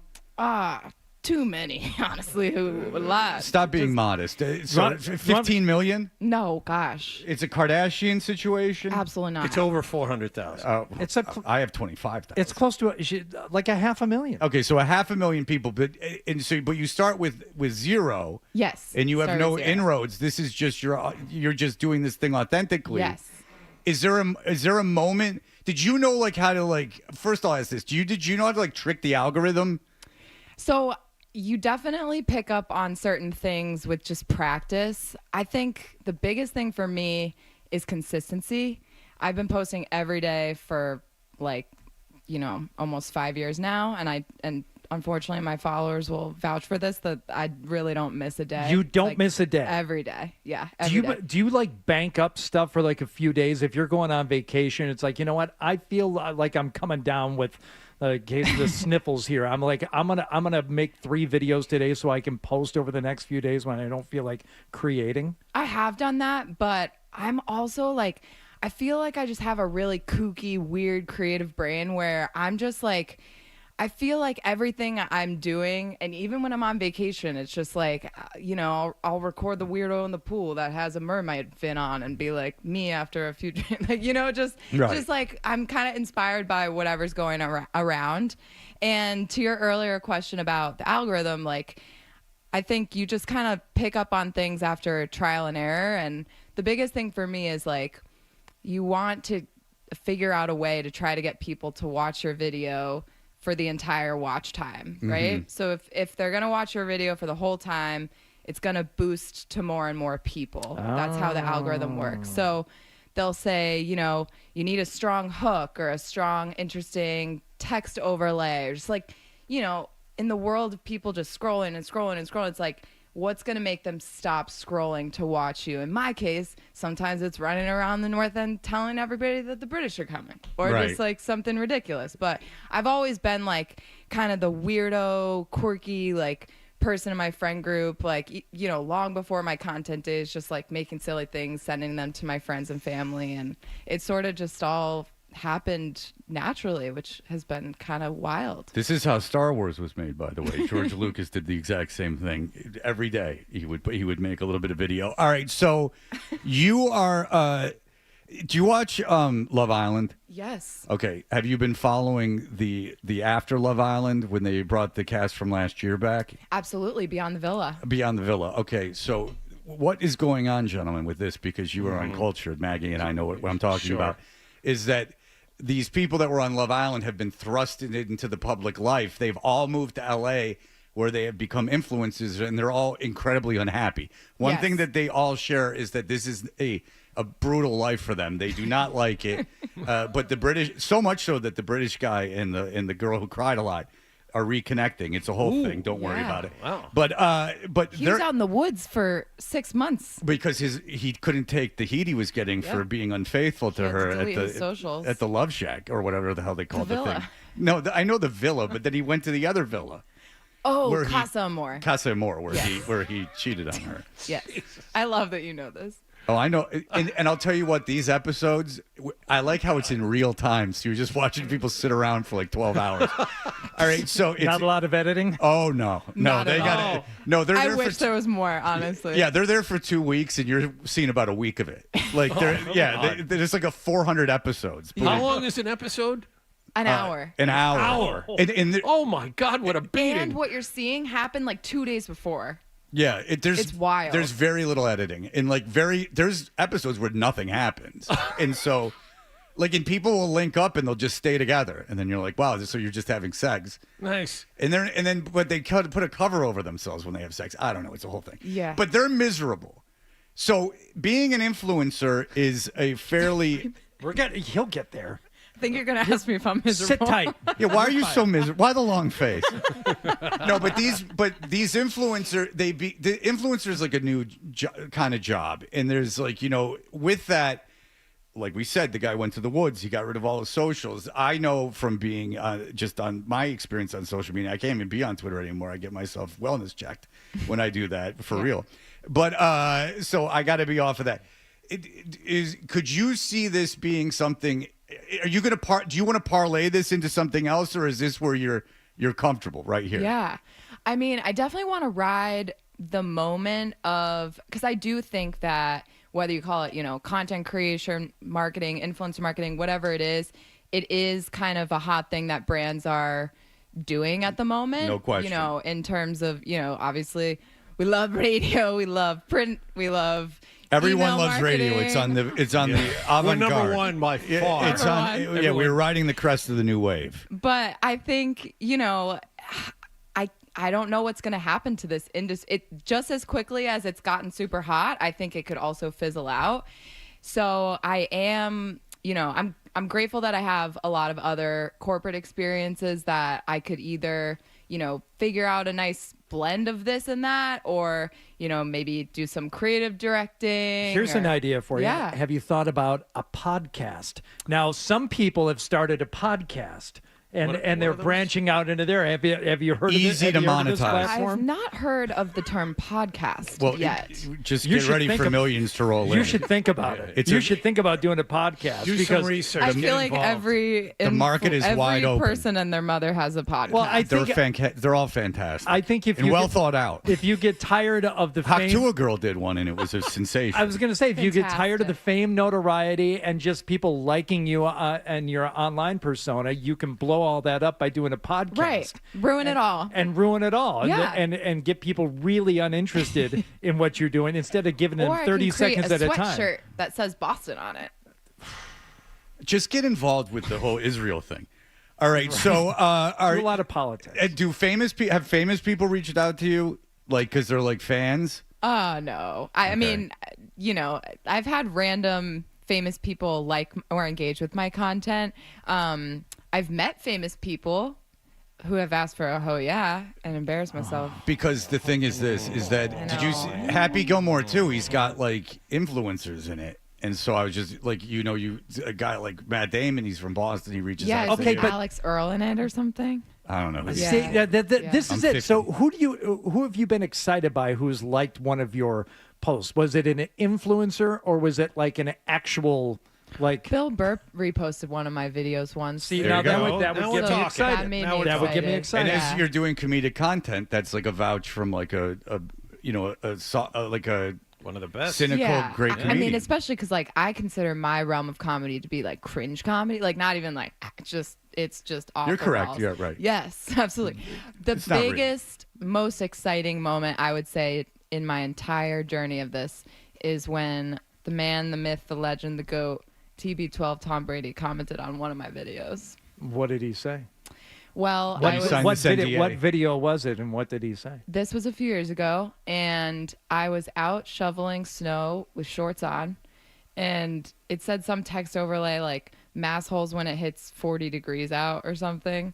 And I was just talking about how I was decked out in TB12 stuff, and I was like, it was shortly after he went to Tampa, and I was just like, all I own is TB12 or Brady stuff, and he's like a traitor or something like that. It was a joke. Right. Because I love him. And he commented and was like, if I come help shovel out this weekend, is all forgiven? And then was like, nice hat, by the way. Oh. And I almost died. Did you start responding like over and over again, DMing him? Honestly, I didn't see it for a few days. It took a while for people to see it and then like it, and then I noticed it, and then... Oh, you slow played it by accident. Yeah. Yeah, that's good. Yeah, but then, of course, once I saw it, it was like, I made like 20 videos about it. And then for like the next 2 years, anytime there was a snowstorm, I was like, Brady is still down to help me shovel out. Yeah, there was this desperate attempt to regain his attention. Definitely desperate. Okay. Yeah. Well, And then I went to his Hall of Fame ceremony last year, and I was like screaming at the top of my lungs. Well, you're the one. Yeah. Because I heard it was a very solemn affair. Yeah. All right. Well, Everyday Maggie, listen, if everyone goes, we're giving away a Ford F-150 thanks to McGovern Auto Group, and Everyday Maggie is involved in it. And if you go to @985 the Sports Hub on Instagram, it's pinned. All the information. It's a multi-tiered contest. Are you going to be at McGovern that day when we're actually I sure am. Okay, You and me, Hardy. I'll see you there. Okay. John, you and I are the ones not profiting from this, so you and I will not be at McGovern. Jesus, I don't remember getting an invite. Nothing. Start pumping out some content. Seriously, instead of sitting here like an a-hole. Jeez. All right. I show up to work and this is what happens. You got to meet Mattie Seagull? Yes, icon. He's coming up next, right? Oh, there you go. You said it. Look at that. Yeah, look at me. No management here. Very strange. I'm very surprised. Does corporate Louth count or not? No. They have to be in the building. Louth is here for this. Louth is not here for Mattie. Louth is here for Maggie. Yeah, he's here for because Rick's like, oh boy, they're going to screw it up. Fred's going to screw up the read. But I was able to get through it, Thank think. God you were there. Thank you. Thank you. Thank you. And that is my Tom Brady moment. All right. Thank you. And Thank you. So everyone win this truck. We'll be back, and Mattie will join us in just a moment. You're listening to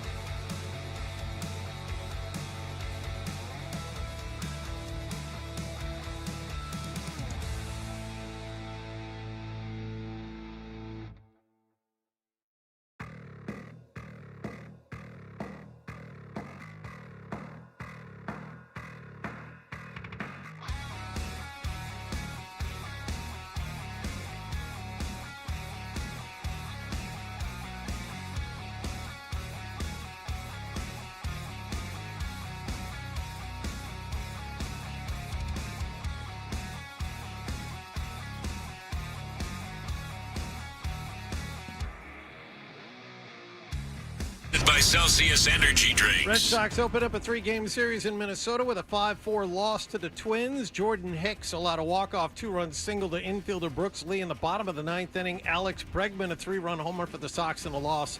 They face the Twins again tonight. In other baseball news, Hall of Famer and Cubs legend Ryne Sandberg died yesterday at 65 after fighting cancer.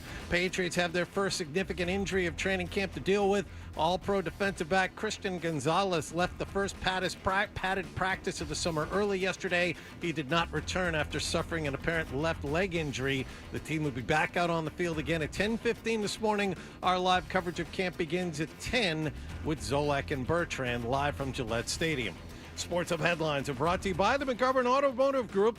McGovern and 98.5 The Sports Hub are giving away a brand new Ford F-150. For more info on how to enter, follow 98.5 The Sports Hub and McGovern Auto Group on Instagram. Complete rules and details at 98.5thesportshub.com. I'm John Wallach on Boston's Home for Sports, 98.5 The Sports Hub. Your next update at 9:30.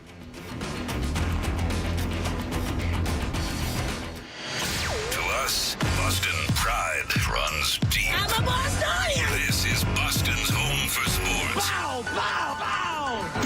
98.5 The Sports Hub. Toucher and Hardy. Such an fantastic explosion. 98.5 The Sports Hub.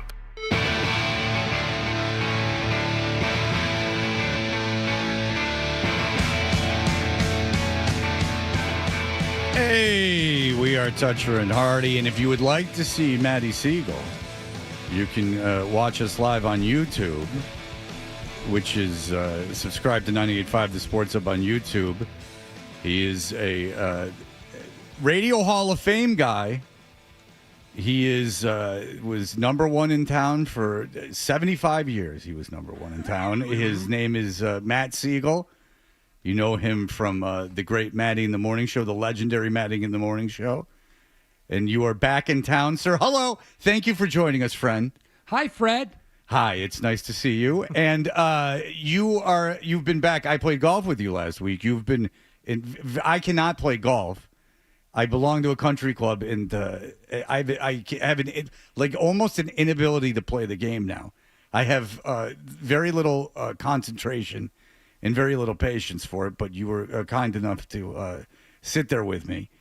But you're back in town. This is very exciting. Yeah, we got hot.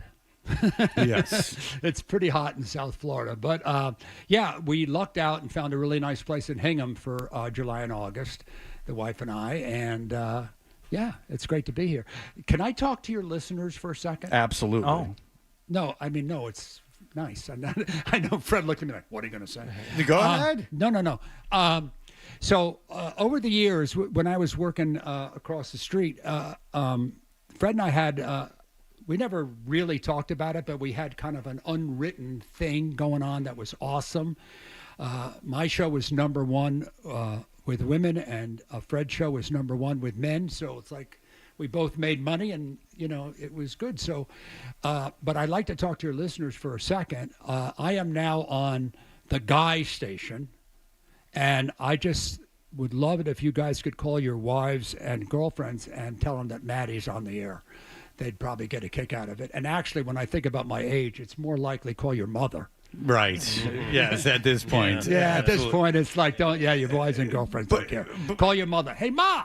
Yes. Mattie's on. And you can call Mattie, 617-779-0985, if you would like to talk to the legend in person, as he is back. Now, that is true, because you and I never felt a competition between one another. I know. It was amazing. Yeah. It was amazing how it worked out. Because all my relationships in radio had been toxic, because there was, especially in male-oriented radio, there's a lot of on-air toxicity towards the other hosts and things like that. You're taking each other down. It was that way in Atlanta. It was that way here. And that was what was refreshing about being friends with you. A, that you were so secure in your own job that you, what was I going to do? You were secure enough in that, and you had been around long enough. And two, that we were, like you said, going after pretty much different audiences. So when you first reached out to me, I was very honored. And it was it was cool. Kind of like I felt like I was being like blessed a little bit. Like you were like, all right, I find you worthy enough of being in my company as a radio guy. Hold on 1 second. Could you bring the holy water? Yeah, absolutely. You touched him on the shoulder, he kneeled in front of you, that kind of thing? I mean, I'm Jewish, but I'll still bless you. Absolutely. No, but I did. I felt like it was like kind of like a nod. Like, all right, you've made it in town well enough. If I ask for phone calls, that means answer the phone, George. But the phone's required to be answered. He's on the phone right now. Yeah, he's talking to someone. But no, I did. I felt that it was like, because, when I came to town in 2006 and we were on WBCN, we were doing afternoons, but, you were. I was on WBCN in the friggin' 70s. Well, that's when I first met you, Mattie. The same thing. I had just gotten to town. I don't even think I was on the air yet. Yeah. But starting at BCN, this is 22 years ago or something. Yeah. And we were out at some event, and my friend Nicole said, "Oh, you should meet Mattie. He's the biggest radio star in town," and blah blah blah. And we talked shop for a minute, and you gave me some advice. You said, "Listen, you've already been doing this for a while. You're going to be doing this now. Your bosses are going to tell you. Your program director is going to tell you what they think you should do. Just do what you know is right. Just do your thing." Tell them yes, smile and nod, and then just do what you're supposed to be doing anyway. And I thought it was good advice. Yeah, I didn't always agree with my PD, but yeah, you have to. I mean, look, in radio, if you want to win, you have to be yourself. If you try to, you could hire writers and all that kind of stuff. But I mean, in my personal experience, people meet me, they think they know me. They know the names of my children. They know my wife, and that's been a blessing. I can't tell you how much I love that. I mean, I'm back in town, a couple of weeks, and it's usually women.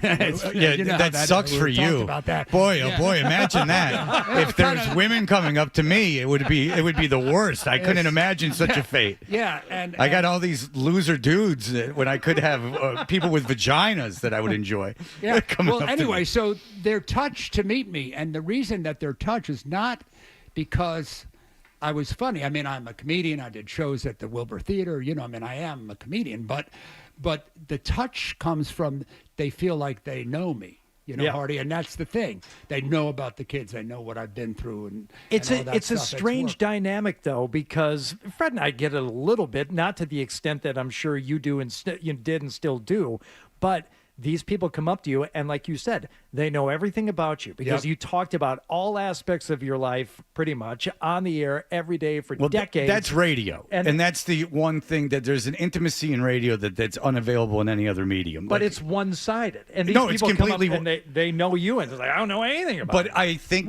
we took calls. I mean. But I think that as mediums go, and with Instagram and YouTube and podcasting that's taped, there is not that intimacy, that idea of getting to know someone as well as people got to know Mattie over the years. You don't get that you don't get that on television. You don't get that in any other medium besides radio, because you don't know the anchors' kids' names. If you do, like the anchors of the news, you're a psychopath that's stalking the anchors on the news. But if you just listen to Mattie's show or listen to this show, you probably know the names of my kids. And I don't think it would be weird. Like when I'm with my son and someone comes up and goes, "Oh, hi, this must be Milo." I'm not like, "Oh, wow, what a psycho." I'm like, "Oh, cool, they listen to the show." Right. Well, they could be psychos too. Yeah, I mean, that happens from time to time. But you and I have compared notes. You should see how Mattie has lived a charmed life to having female listeners. I remember the first time we ever went out, we went to a bar, and I'm getting this incredible amount of hate, and Mattie's like, "I don't understand. No one ever says anything bad to me." And I go, "Okay." And I opened up Twitter and I just jammed a bunch of random letters into it and sent it out. And I was showing you, and people were like, "You effing piece of garbage, you drunk piece of crap." And I'm like, see, I'm like, all I did was hit the keys. And this is what happened. Next time you should go for a female audience. Absolutely. I think that I would do very well. But you are caustic for a female audience. So that's the thing, is if people listen to your show, you didn't sound like other top 40 DJs that were kind of patronizing and trying to talk in a gossipy way. You were you sounded like a guy. Well, my career was based on making women laugh, and as long as they're not pointing while they're laughing, right. to make a living. Right, exactly. Yeah, because you didn't have any of that of that kind of backlash that we got. So very rare that you would get like negativity towards women. It was all glowing praise. Are you glad that you were on before, like that you were on for such a long time before social media, when people could just reach out and destroy you with a couple of keystrokes? Okay. I feel like I'm really stumbling into kind of a sad part of your life. So if I could... Well, I if asked you a any few part of moments his life is a sad part, Yeah, I mean, there's not a lot of joy. I asked you a couple minutes ago if I could talk directly to your male listeners. Sure. Could you people please be nicer to Fred? He's much more sensitive than you think. Oh, that'll help. And you're really I upsetting think you might. him. Waving meat in front of a tiger. I think If any of my listeners are tuning in, please reach out to Fred and give him a hug. So when you were at BCN, God, that was a long time ago. I know, but it was wild, was it not? The days at BCN. I mean, that was like back when radio was very, very wild. Correct? Middays in the 70s, right? And picture this: I picked my own music at BCN. I don't know anything about music. It was I didn't have any ratings at BCN. Yeah, but you know, like in the early days of KISS, you know, we did stunts and stuff. I mean, I wasn't all that nice. I mean, we had this kid named Randy who is now like a millionaire businessman, but when he was a kid, he was a stunt guy for us. And you know, there's that prison in Concord, which is really weird. Yes. This high-end town with a prison in the middle of it. Right. Really strange. So we went to a costume place and we dressed him up as a prisoner and had him flagging down cars in front of the prison like he escaped. Yeah. And when I tell you, he almost got killed. He got arrested, right? He went to jail, and the warden told us that they had a gun on him. Because it was a really good Halloween place because he looked exactly like he escaped. And I had a conversation with my partner at the time, and I said, would it be good or bad for ratings if they shot him? Now, was there any kind of did he resent you for getting him arrested in the stunt? Oh God, yeah. Well, he came on. No, I did that show at the Wilbur. Yeah. And he came in and on the show and talked about how he was in prison, and the boss from the radio station called and said, "We'll get you out," and all this stuff. Did Mattie call? Hell no. Yeah, so I wasn't always a sweetie. Yeah. I'm picturing like how that must have sounded on the air the next day. So we sent him out there and he was standing next to a prison. He ended up getting arrested, and now I'm named in a civil suit, everybody. Hey! Mattie Seagull. Oh, Jesus Christ.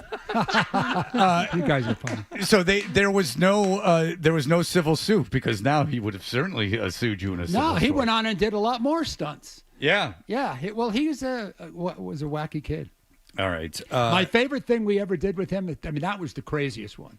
But we got a goat from some farm, and he was the delivery boy, and he picked on some house in a neighborhood and knocked on the door and said, "Your goat is here." And they said, "What are you talking about?" I said, "I don't know. I'm just doing my job," and left the goat and walked away. I love that. There's a subtlety to that. That's.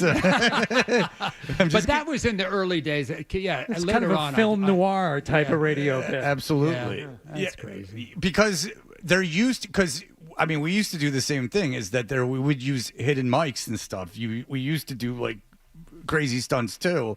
I've had guys on my show in Atlanta get arrested. That was just like the cost of doing business. Yeah, we got away from. After a while, it's kind of felt kind of.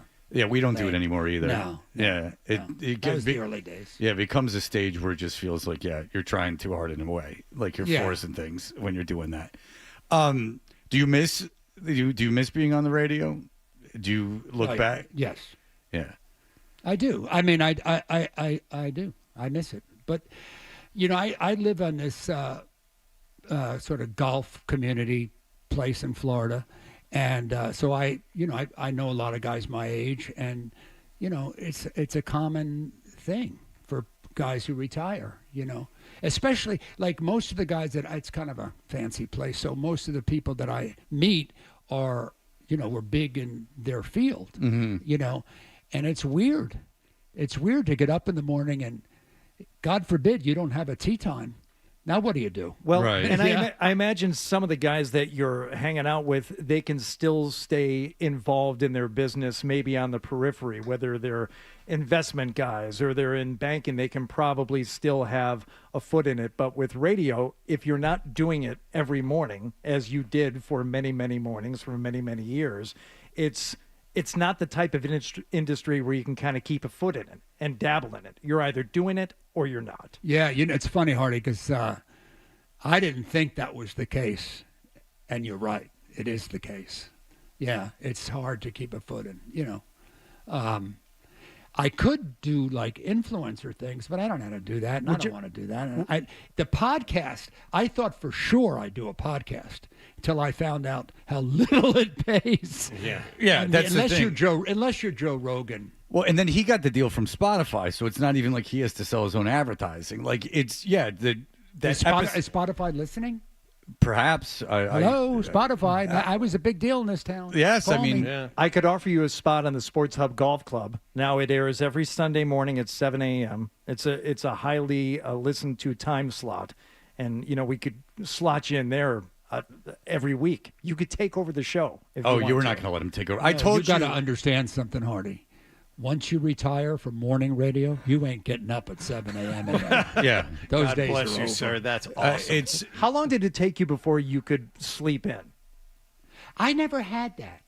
It's weird. A lot of people ask me that over the years. I never had that. I slept in on weekends. Wow. So do I. I can't do it. I know, like morning guys, and they say they can't help it. They get up early. How do you do that? My eyes will open and I'll close them right again. I'll look at the clock and I'll go, thank God it's Saturday. If you're waking up, Hardy, early in the morning on the weekend, you are under-medicated. Okay. It's true. It is true. Yeah. And I am. You got to work on that. Yeah. I think he's afraid. He knows I take a nice handful every morning. Like a voluminous, like something, a tangible amount of drugs. It's a real It's a real cocktail. Yeah, I mean, there's a weight to it, like a physical weight to it. I'm just happy I can make it to the bed. I mean, my wife will say, okay, get off the floor and get in bed. That's true. I told you that he had a golf show, by the way. It's a whole scheme by him to get free stuff. You want to talk golf? Yeah. I don't like what Scotty did. Don't like it. I don't like when he did the thing about how, it's not about winning tournaments. It's about family. And, I win a tournament and, 10 minutes later, I forget about it. You know what I'm talking about? Yeah. You're echoing Skip Bayless here. Yeah. He didn't like it either. Yeah. Oh, is that true? I didn't know that. That's an insult to his fans. Don't tell your fans that it's not a big deal to win. Because if I'm watching golf and I'm rooting for Scotty and Scotty's telling me it's not a big deal if he wins, then it's not a big deal if I'm rooting for him. I think that was a major mistake. But I also think it's like a coping mechanism for him and for some successful people. I don't think it's the norm. I don't think Michael Jordan ever felt that way. I don't think certain musicians feel that way. But for him to be that good at that one thing, whether he's lying to himself or not, he has to believe in some part of his being that it's not that important, and that frees him up to perform as well as he does. I'm not saying he didn't feel it. I think he told the truth. Yeah. I just think, I'm like that. I got in the Hall of Fame. 10 minutes later, I was like, oh, I should have done this. Yeah. But that's a different thing because that's a Jewish. What do you mean? That's a Jewish. What do you mean you got in the Hall of Fame and 10 minutes later you had like regrets about something? No. I was thrilled to be in the Hall of Fame. That's not what I meant. I meant that I'm one of those neurotic guys that looks for the dark side. Now, you wouldn't know anything about that, Fred. No. Yeah, Fred, you wouldn't be able to relate to looking at the dark side of yourself. No. It's through my spiritual strength that I'm able to go through to the positive side of everything. But so you're saying that would you do that after shows? When you were done with shows, would you look back and like worry about stuff? No, when I was that's different.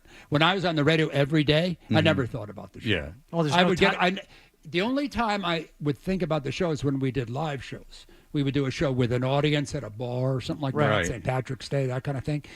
But when I did the show, it was just like being at work. When the show was over, I didn't think I should have said this or I should have said There's that. no time to think when you're racing to your tea time at Blue Hill. You know, Well, you get that- a teeing off at in the 10:30. summer, yeah. Yeah, Matty lived a very full life when he was in Boston. He was he had lots of energy. All right, you want to hang out, or we can do like sort of like a news segment, and you want to sit in on it? Where am I going to go, Fred? I already told you I have no life. Okay, well, why don't you sit in? We'll serve you up some. We'll keep you in here. All right, Mattie Seagull is kind enough to be in studio with us. We will keep him around. We'll be back in just a moment. You're listening to Toucher and Hardy on the Sports Hub.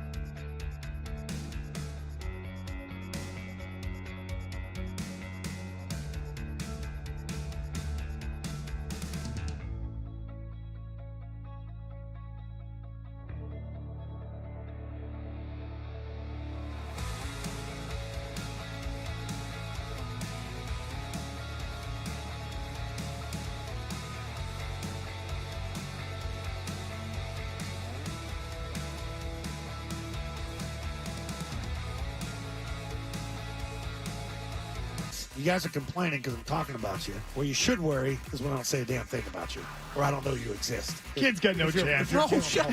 No shot. No shot. I can't wait for the take to be right. Yeah. That's why I tell you guys, why do I care if he's here or not? It's funny now. It's a punchline. Jalen Pulk's in practice, but bump. Last guy out on the field. Ha of course. Zolak and Bertrand. Weekday mornings at 10 on the Sports Hub.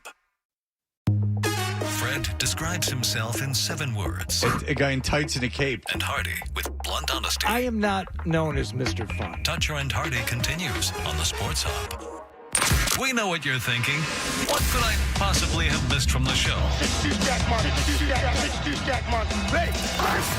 It's time for The Stack on Toucher and Hardy. All right, we are Toucher and Hardy. Mattie Seagull, Mattie in the morning, making his return to the airwaves with us. He will be in for this. Just it's like your show. You do your thing. All right, Hardy, what's going on? All right, well, we're going to do a little bit of sports, a little bit of movie, a little entertainment all rolled into one here because there is a sequel to the Happy Gilmore movie that is now available streaming, Happy Gilmore 2, striking while the iron is hot, a mere 25 years after the original, probably more. I have no idea when the first one came out. Wow. 96? Wow, yeah. Does that sound Yeah, right? probably Sounds right. closer to 30 years. Rolling Stone has ranked Adam Sandler movies. How many Adam Sandler movies do you think are ranked in this list? Now, apparently they included every one. So how many Adam Sandler movies are there to rank, if you had to guess? He just has to be in them, or do they have to be like Happy Madison Productions that he did? These appear to be 30? all Adam Sandler movies, like 30. like not just like a cameo, but no, these are Adam Sandler movies. Okay, so like Uncut Gems would not be one. No, that's an Adam Sandler movie. Yeah, but it's not like Happy Madison Productions. Yeah. Okay, so he just has to star in it. I'm going to say 42 movies. Yeah, I guess 30. 46. Yeah. Yeah, I can't believe closer there's than that Matty. many. Yep. I did a lot better than him. All All right. right, name another person that made a lot of money who's from New Hampshire. There has to be some hockey player of some kind. But I other was than just that- kidding. That wasn't a No, real it just question. sounds like a challenge. Well, no, I it's wanna like do a it brain now. teaser. I mean, who else from New Hampshire has had any I was success? just joking. As someone who was successfully syndicated in Concord, New Hampshire. All right. For What? North Conway, I New was Hampshire. kidding, Fred. See if you can give We me. had a North Conway affiliate. It was very lucrative. See if you can give me 5 of the top 10 ranked Adam Sandler movies. Now, are they going for artistic merit? That has to be a hint there. No, not necessarily. Okay, they are going to say Big Daddy is in the top 10. Big Daddy is not in the top 10. You are incorrect, Fred. All right, well then, Uncut Gems would be in the top 10. So there you go. Now you're on the right track. One of maybe your favorite ended up being number 1. Billy Madison? Billy Madison. All right, Number Familiar one? with that one? Yeah, number 1. Because that was so anachronistic when it came out that I do appreciate that is number 1. Uncut Gems is number 3. Any other guesses for the top 10? Well, That's My Boy should be number 2. It's Happy Gilmore, right? Yeah, the Happy original. Gilmore is right up there. Very good, Matty. All right. Number 2, Happy Gilmore. That's My Boy is not on there? Did they not put like Punch Drunk Love and Anger Management? Oh, they went out of their way. Punch Drunk Love, number 4. Is Anger Management in the top 10? It is not. The Water Boy. The Water Boy is right up there. Very good, John. The Water Boy's not Good one. funny. No. Like the Water Number Boy, 6. it just exists in culture. I'll give you the rest of the top 10. Hustle, which got a lot of critical praise. I did not see it myself. You Don't Mess with the Zohan. Terrible movie. It was awful. It's better than God, that it's was better than the Water Boy. Is 50 First Dates on there? No. I saw that at the theater. Yeah. The Meyerowitz Stories. What? From 2017. 50 First Dates. The Wedding Singer. And the other ones we already mentioned. All right. Well so done. wait, what is it called? The Meyerowitz Stories. Is it like an Angela Lansbury vehicle that he signs at the end? It does sound like a CBS hour-long drama. No, this is his character in a brilliant dramedy about a family of artists in the first of the adult Meyerowitz offspring. Well, that's a great encapsulation of the whole thing. It came out in 2017. All right, very good. Did you mention Luka Doncic at any point during this morning's show, I have John? not, All no. right. So, you familiar with Luka Doncic, Matty? He's a basketball player. Hockey player? No, he is an NBA player who was very fat. He had a lot of career problems from being fat. Big trade to the Lakers during the season. He is on He's the a Los fat Angeles basketball Lakers. player? Yes. Yeah. Pudgy. Yeah. Yes. Pudgy, not a big workout guy, leading to this point. Wait a minute. How could you play basketball and stay fat? Not only they that, run back and forth a One lot. of the best players on the planet. It's an excellent question. I Yeah. don't know how. Just from practicing and morning shoot-arounds alone, you would think you'd be able to stay trim. Hot Plate Williams was able to stay fat. There was a video of him trying to open a beer after a game and someone from the Mavericks taking the beer away from him, like, fatso, don't Hold drink. on. There's a guy named Hot Plate? That's his name? There was a guy named Hot Plate Williams. He was probably 300 pounds. He played in the NBA. Big and fat. Big Country was fat. Big Baby. Big Baby was fat. Yep. Oh, Big Baby. I remember him. Robert Yes, Traylor. Yep. Yeah. Robert Traylor was fat when he went to Michigan. Absolutely. Charles Barkley. Round Mound. He was dancing around the edges of fat. Yeah. But he would, Shaquille Why O'Neal don't by you- the end was fat. I'm Oh, yeah, not going he's to tell big guy. Charles Barkley to his face that he's fat. Threw you through a window.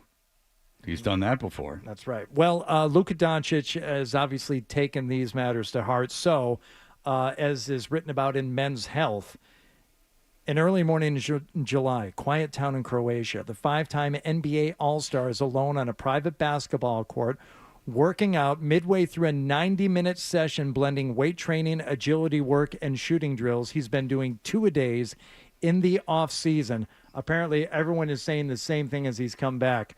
And look at him there in that photo. I have seen photos of him. He's much leaner. I do enjoy that he's inviting the media to Croatia to watch him work out. Hardy, Yes. you read Men's Health?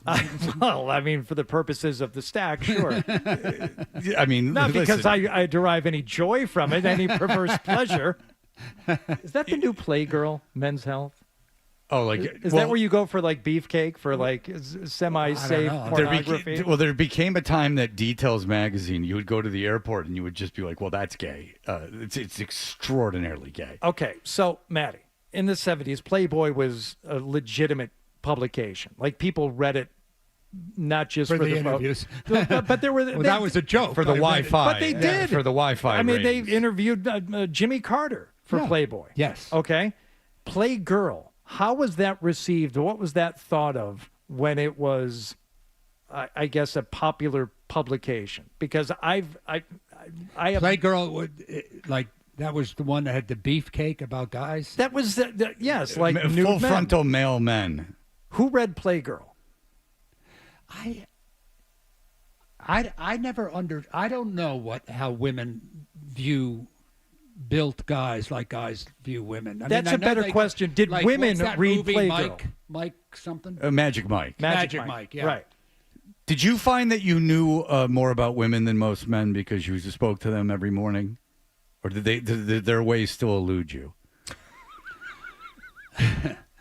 My wife thinks that I don't understand her as well as I could. Does she ever say, how did you do this for so long and talk to women for so long and have no understanding?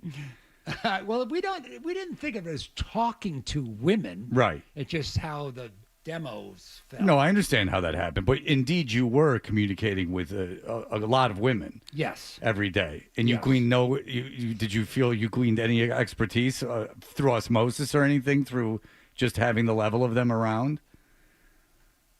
Now, this is coming from a recently divorced man who is obviously dealing with issues. Yes, absolutely. You want me to help you talk to women? Sure. What's your any suggestions? Well, I know what I did. What did you do? I made him laugh. Okay. Now, I don't know how to do that. You're going to have to come up with something else. I don't know no ability to do that. Yeah, could you punch up some of his jokes, some of his material? Yeah, I'm just going to show you my Hinge profile, and maybe we can work on it. Well, but you know what? Try dancing, and then they'll laugh. Okay. Well, I do. I mean, I do ballroom. It's a way I'm trying to meet octogenarians. Finally, an Instagram model has alleged DeAndre Ayton of the Lakers of leaving her stranded. Yeah, on you an like this, John. Have you seen this woman? Wait, what happened? Okay, so there's a basketball player that is being accused of leaving his date on this Caribbean island. Turks and Caicos. This Turks is and not the Caicos. fat one. That's a different guy. No, this is a different guy. But the thing about this woman is that she has almost a comically large ass. And John Wallach, the man to your left, has a big affinity for almost comically large asses. Does he? Yes. Yeah. And so have you seen this woman? I have. Now, does that appeal to you? Or is that too much? I told you there's a line there. She is right on that line. I'm not sure I would go for that. Because it's circus-like, her ass. Yeah, no, I think that might be too big. Okay, because take my life in my hands with that. Wait, but I thought the story was that she was abandoned. Okay, so Not that she had a big tush. Thank you for getting us back on track, Matty. You're welcome. Come on, guys. It's finally a voice of reason. Exactly. The allegation is that he took her on this vacation and that she refused his advances. So his security detail took her off the property and left her alone in some remote place there on Turks and Caicos. Oh, my God. That's horrible. But if I was an NBA player and you gave me access to like every woman that was on Instagram, this is not the woman that I would choose because of her comic. But she was chosen almost entirely for the size of her ass, you would assume. And John, you're nodding your head knowingly. Yes. All right. That's why she was chosen, yes. Did you know her before? No, I did not. You had never heard of her. In all your research, you had never run across her. Wait a minute. She went on a vacation with this guy. Right. Not knowing that he would expect a little something. Well, Matty, nothing is implied. I mean, this is up to her. She has a very large behind, but that doesn't mean that she is going back to that. Yeah. Well, it's been... Matty, I encourage you to look at a picture of her, and I think that would be the thing that you would notice more than anything is that she was picked. There is a wave. The what men want apparently has shifted dramatically. And it used to be a society obsessed with breasts, and now has become a society obsessed with asses. It's an interesting evolution culturally that we're going through right now. Wait a minute. The story is that this poor woman was left out on a beach somewhere with her boyfriend or friend abandoning her. No friend of hers. And what's it have to do with the size of her Because rear it's end? more interesting to Fred to talk about John's suffocation fantasy and how he actually daydreams about being smothered by a huge ass. Yeah, he doesn't just He's love admitted to asses. this. He also loves the idea of it, like forcefully almost killing him. Just the gravity of the situation. And do you guys know the term that young people use? TMI? Is that something to do with large asses? No, that has something to do with sharing John's proclivity for being suffocated by a rear end. All right. Well, listen. It needs to be explored Women like that being something in happened in his control. childhood. Yeah. Being out of control. No, in. Women like being in control. Right, That's- exactly. That's what it is. Yeah. And you know what? I see now why you deal with women as well as you do. You're worried about their feelings. Yes. That's well done. But I just wanted to know if John had heard of her before in I all had his not. scrolling. I had Okay. not. So where's the woman? Did somebody rescue her? No, she's there forever. There's no getting her out. I've been to Turks and Caicos. It's very nice. I know. She has internet access, so she's posting about it on Instagram. Yeah, instead of getting a plane ticket, she's decided to use her phone for Instagram purposes. Okay. I mean, so she says she wouldn't hook up with him, so he just left her there. Took her off the property and threw her like out in the jungle or whatever they have at Turks and Caicos. I don't think they have a jungle there, do they? It's Well, perhaps. I haven't been there. I have, and that's where I got stuck on that cruise where they dropped us off with all the other idiots from the cruise ships, and it was just a Ron John surf shop in a Margaritaville. That's right. And people were so thrilled to be at the dumb Margaritaville that I couldn't believe the brain power on the boat. It was disgusting. The Carnival Cruise people were disgusting human beings. Well, there goes that advertising. Well, we have a very highbrow audience. Like Vogue wouldn't take Carnival Cruise advertising. You know, It's like us. at an early part in my career, when I was just kind of getting going, they had a list in front of me of advertisers so I wouldn't make fun of them. Oh, well, that's happened here. But then when I started making real money, I automatically never made fun of Absolutely. There's a lot at stake. Listen, when Belichick's girlfriend came into the picture, there was some talk of what not to talk about. All right, look, Mattie Seagull, legendary. Did you enjoy yourself in here? I did.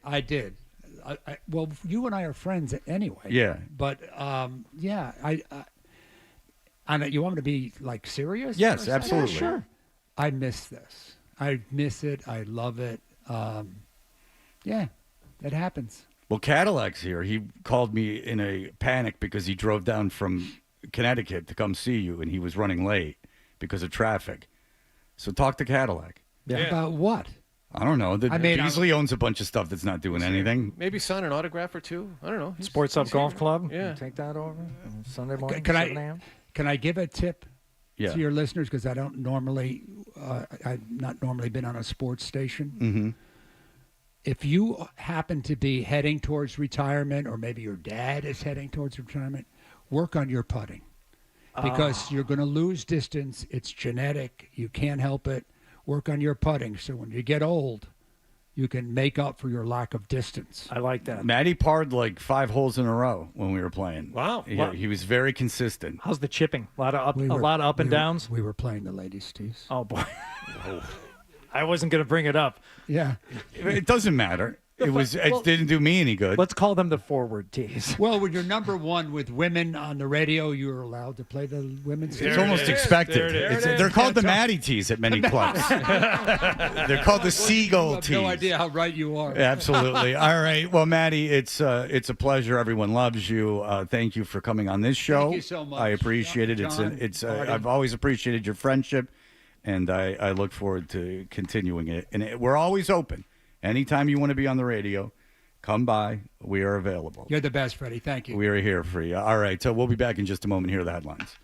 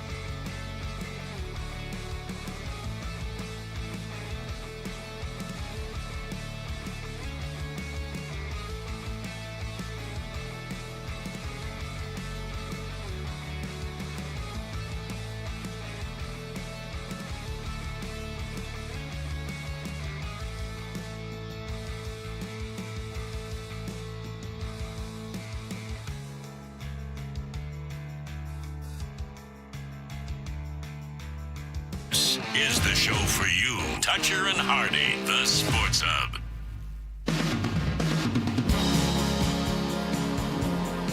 I don't think that was a sincere invitation to lunch. No. Oh, no. No. No. I had to decline. No. That was the right thing to do. It wasn't difficult to decline, but I had to decline. No, but in the moment, I absolutely understood what you were doing. I think it was because management. There's members of management here that made a lot of money when they worked over at Star when Mattie was there. Kiss when Mattie was there. God, I don't know any radio station. I screw them up. Yeah. I screw up the ones in the building with people I like on their airways. Hardy thought it was an affectation when he first started the show. He thought I was deliberately mispronouncing things and not remembering names. And it used to drive him crazy because he thought I was doing an affectation. And it still might drive you crazy, but it is not an affectation. It is a complete self-absorption that is leading me to not remember these minor details. My father has it too. That was a bonding moment I had with my father. When he came to Alabama and my son didn't want anything to do with us, I dined with my father a couple days alone. We had a breakfast, we had a couple dinners, just him and I, which never happens. Just him and I. My mother is still thankfully healthy and alive, so my mother is usually the one I talk to. I don't know about your fathers, but they're not big on the phone. Men of that generation are not talking on the phone unless there's 6 cigarettes going and they're at an office. But he told me, I'm like, I can't remember anyone's name. And he goes, this is one of the first things that I can think of that we have genetically in common. He said that. He said, you're such a moron. And such an no. He said, I have that too. My daughter and I have his eyebrows. But other than that, the inability to recollect names. Because my father's a numbers guy. He has, and by the way, the EU deal on the tariffs, I talked to him yesterday briefly. Oh, good. Oh, is he down with it? Is he good? What's up with the Fed interest rates? He had to go to a meeting with his finance guy. Don't worry about it. He's asking the finance guy what the Fed's going to do. It's like the dude in the Knoxville Merrill Lynch office. He's got an idea. He's got an ear to the Fed. Sure. I'm talking to the Fed chair over here. He's in a little bit of a political battle, but, we think it'll come out the other way. He's making his calls to Knoxville. Actually, he's calling me right now. Let me call you back. No, it's funny. They were getting dressed to go to a luncheon, and it was one of those luncheons that, like, a company will invite you to that I believe was with the expectation of no one will go. Like a market call. Mm-hmm. Like, if you use a corporation for something, they'll be like an investment firm, like Merrill Lynch or Fidelity or something. And we're having a market call. You're like, well, no one's going to go. Like, that's not like a real thing that people do. But then you turn 80, and these are the very things that you do. You get dressed up to go to hear the guys from the Knoxville Merrill Lynch talk. But I've given the guy, he manages my money as well. I've deferred to my father. And my father says it's time to lower interest rates. That's what he says. Okay. And so if I'm Powell, I'm thinking, Fred Toucher Jr., not the third, Junior is saying time to lower the interest rates, okay? I hope they're listening. It's a big week for the market, I've been told. But I wasn't at the Knoxville meeting at the Teleco Yacht Club. Ooh. The Lake Yacht Club. Nice. Which there's no yachts, ironically. There's several jet skis and pontoon paddle boats. No, there's no paddle boats at the yacht club. That would be you'd be asking a lot of the residents to be paddling a boat around. Now they do have that machine that goes and automatically moves your feet. Okay. So your legs don't fall off. I've seen that. That's right. Okay. 3 a.m. All right. Well, listen. Thank you to Everyday Maggie, who was delightful. She actually was a delight. You never know how that will go. And Mattie, of course, it's very exciting to have him in. And now it's time for sleep. That'll do it for us.